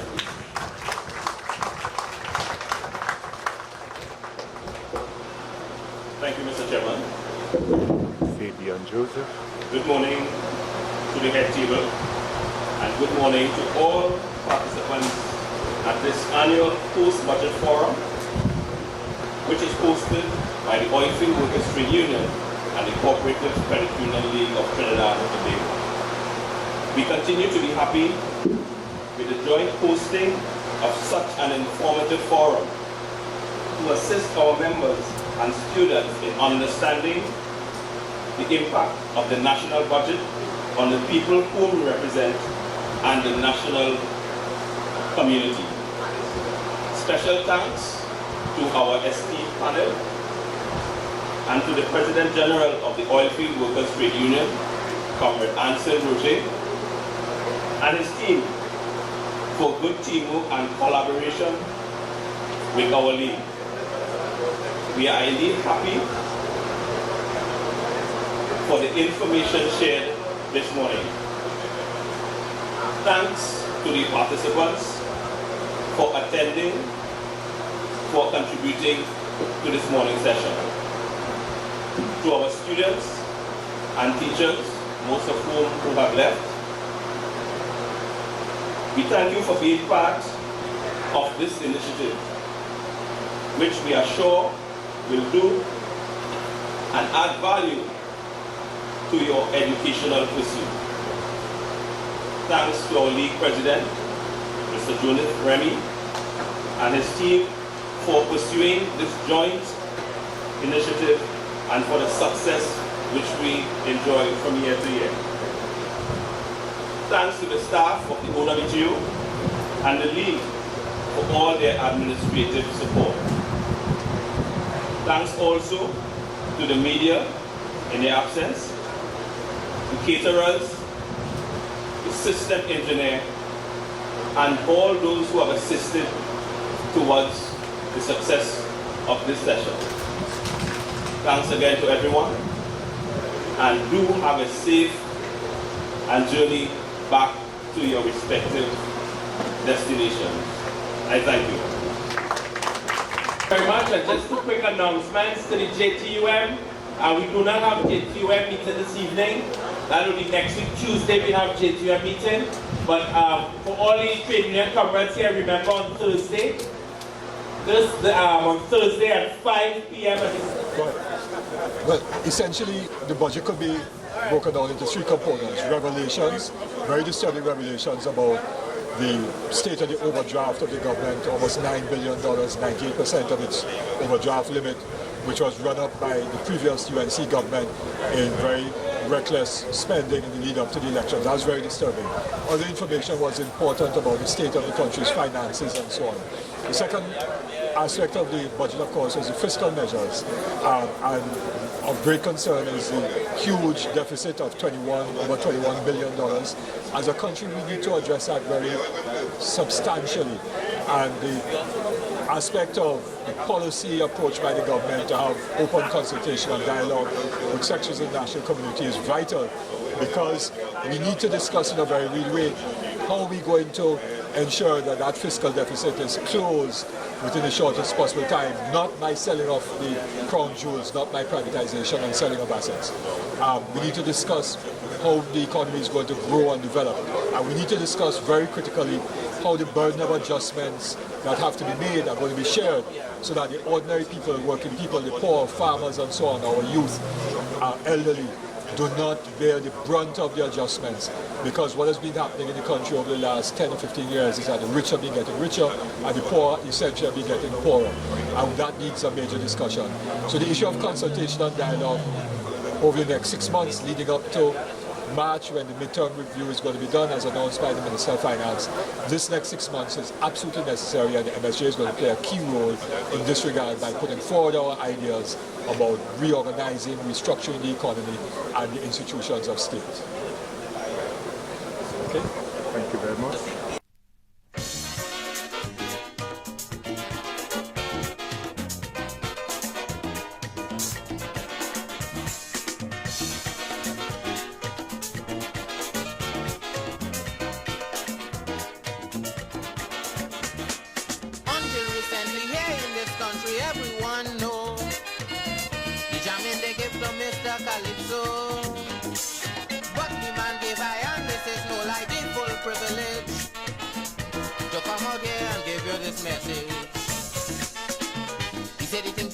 Take long ago that he ain't decide to take them no more.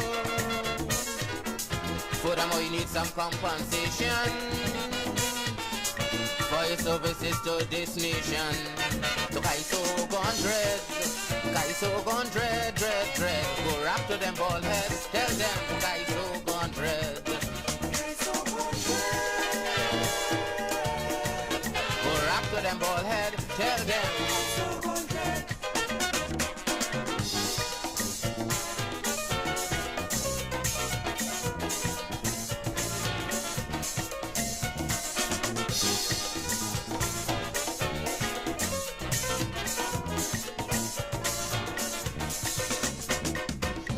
Drink a rum, come and sing a song, that's one of the things people in his country used to tell him.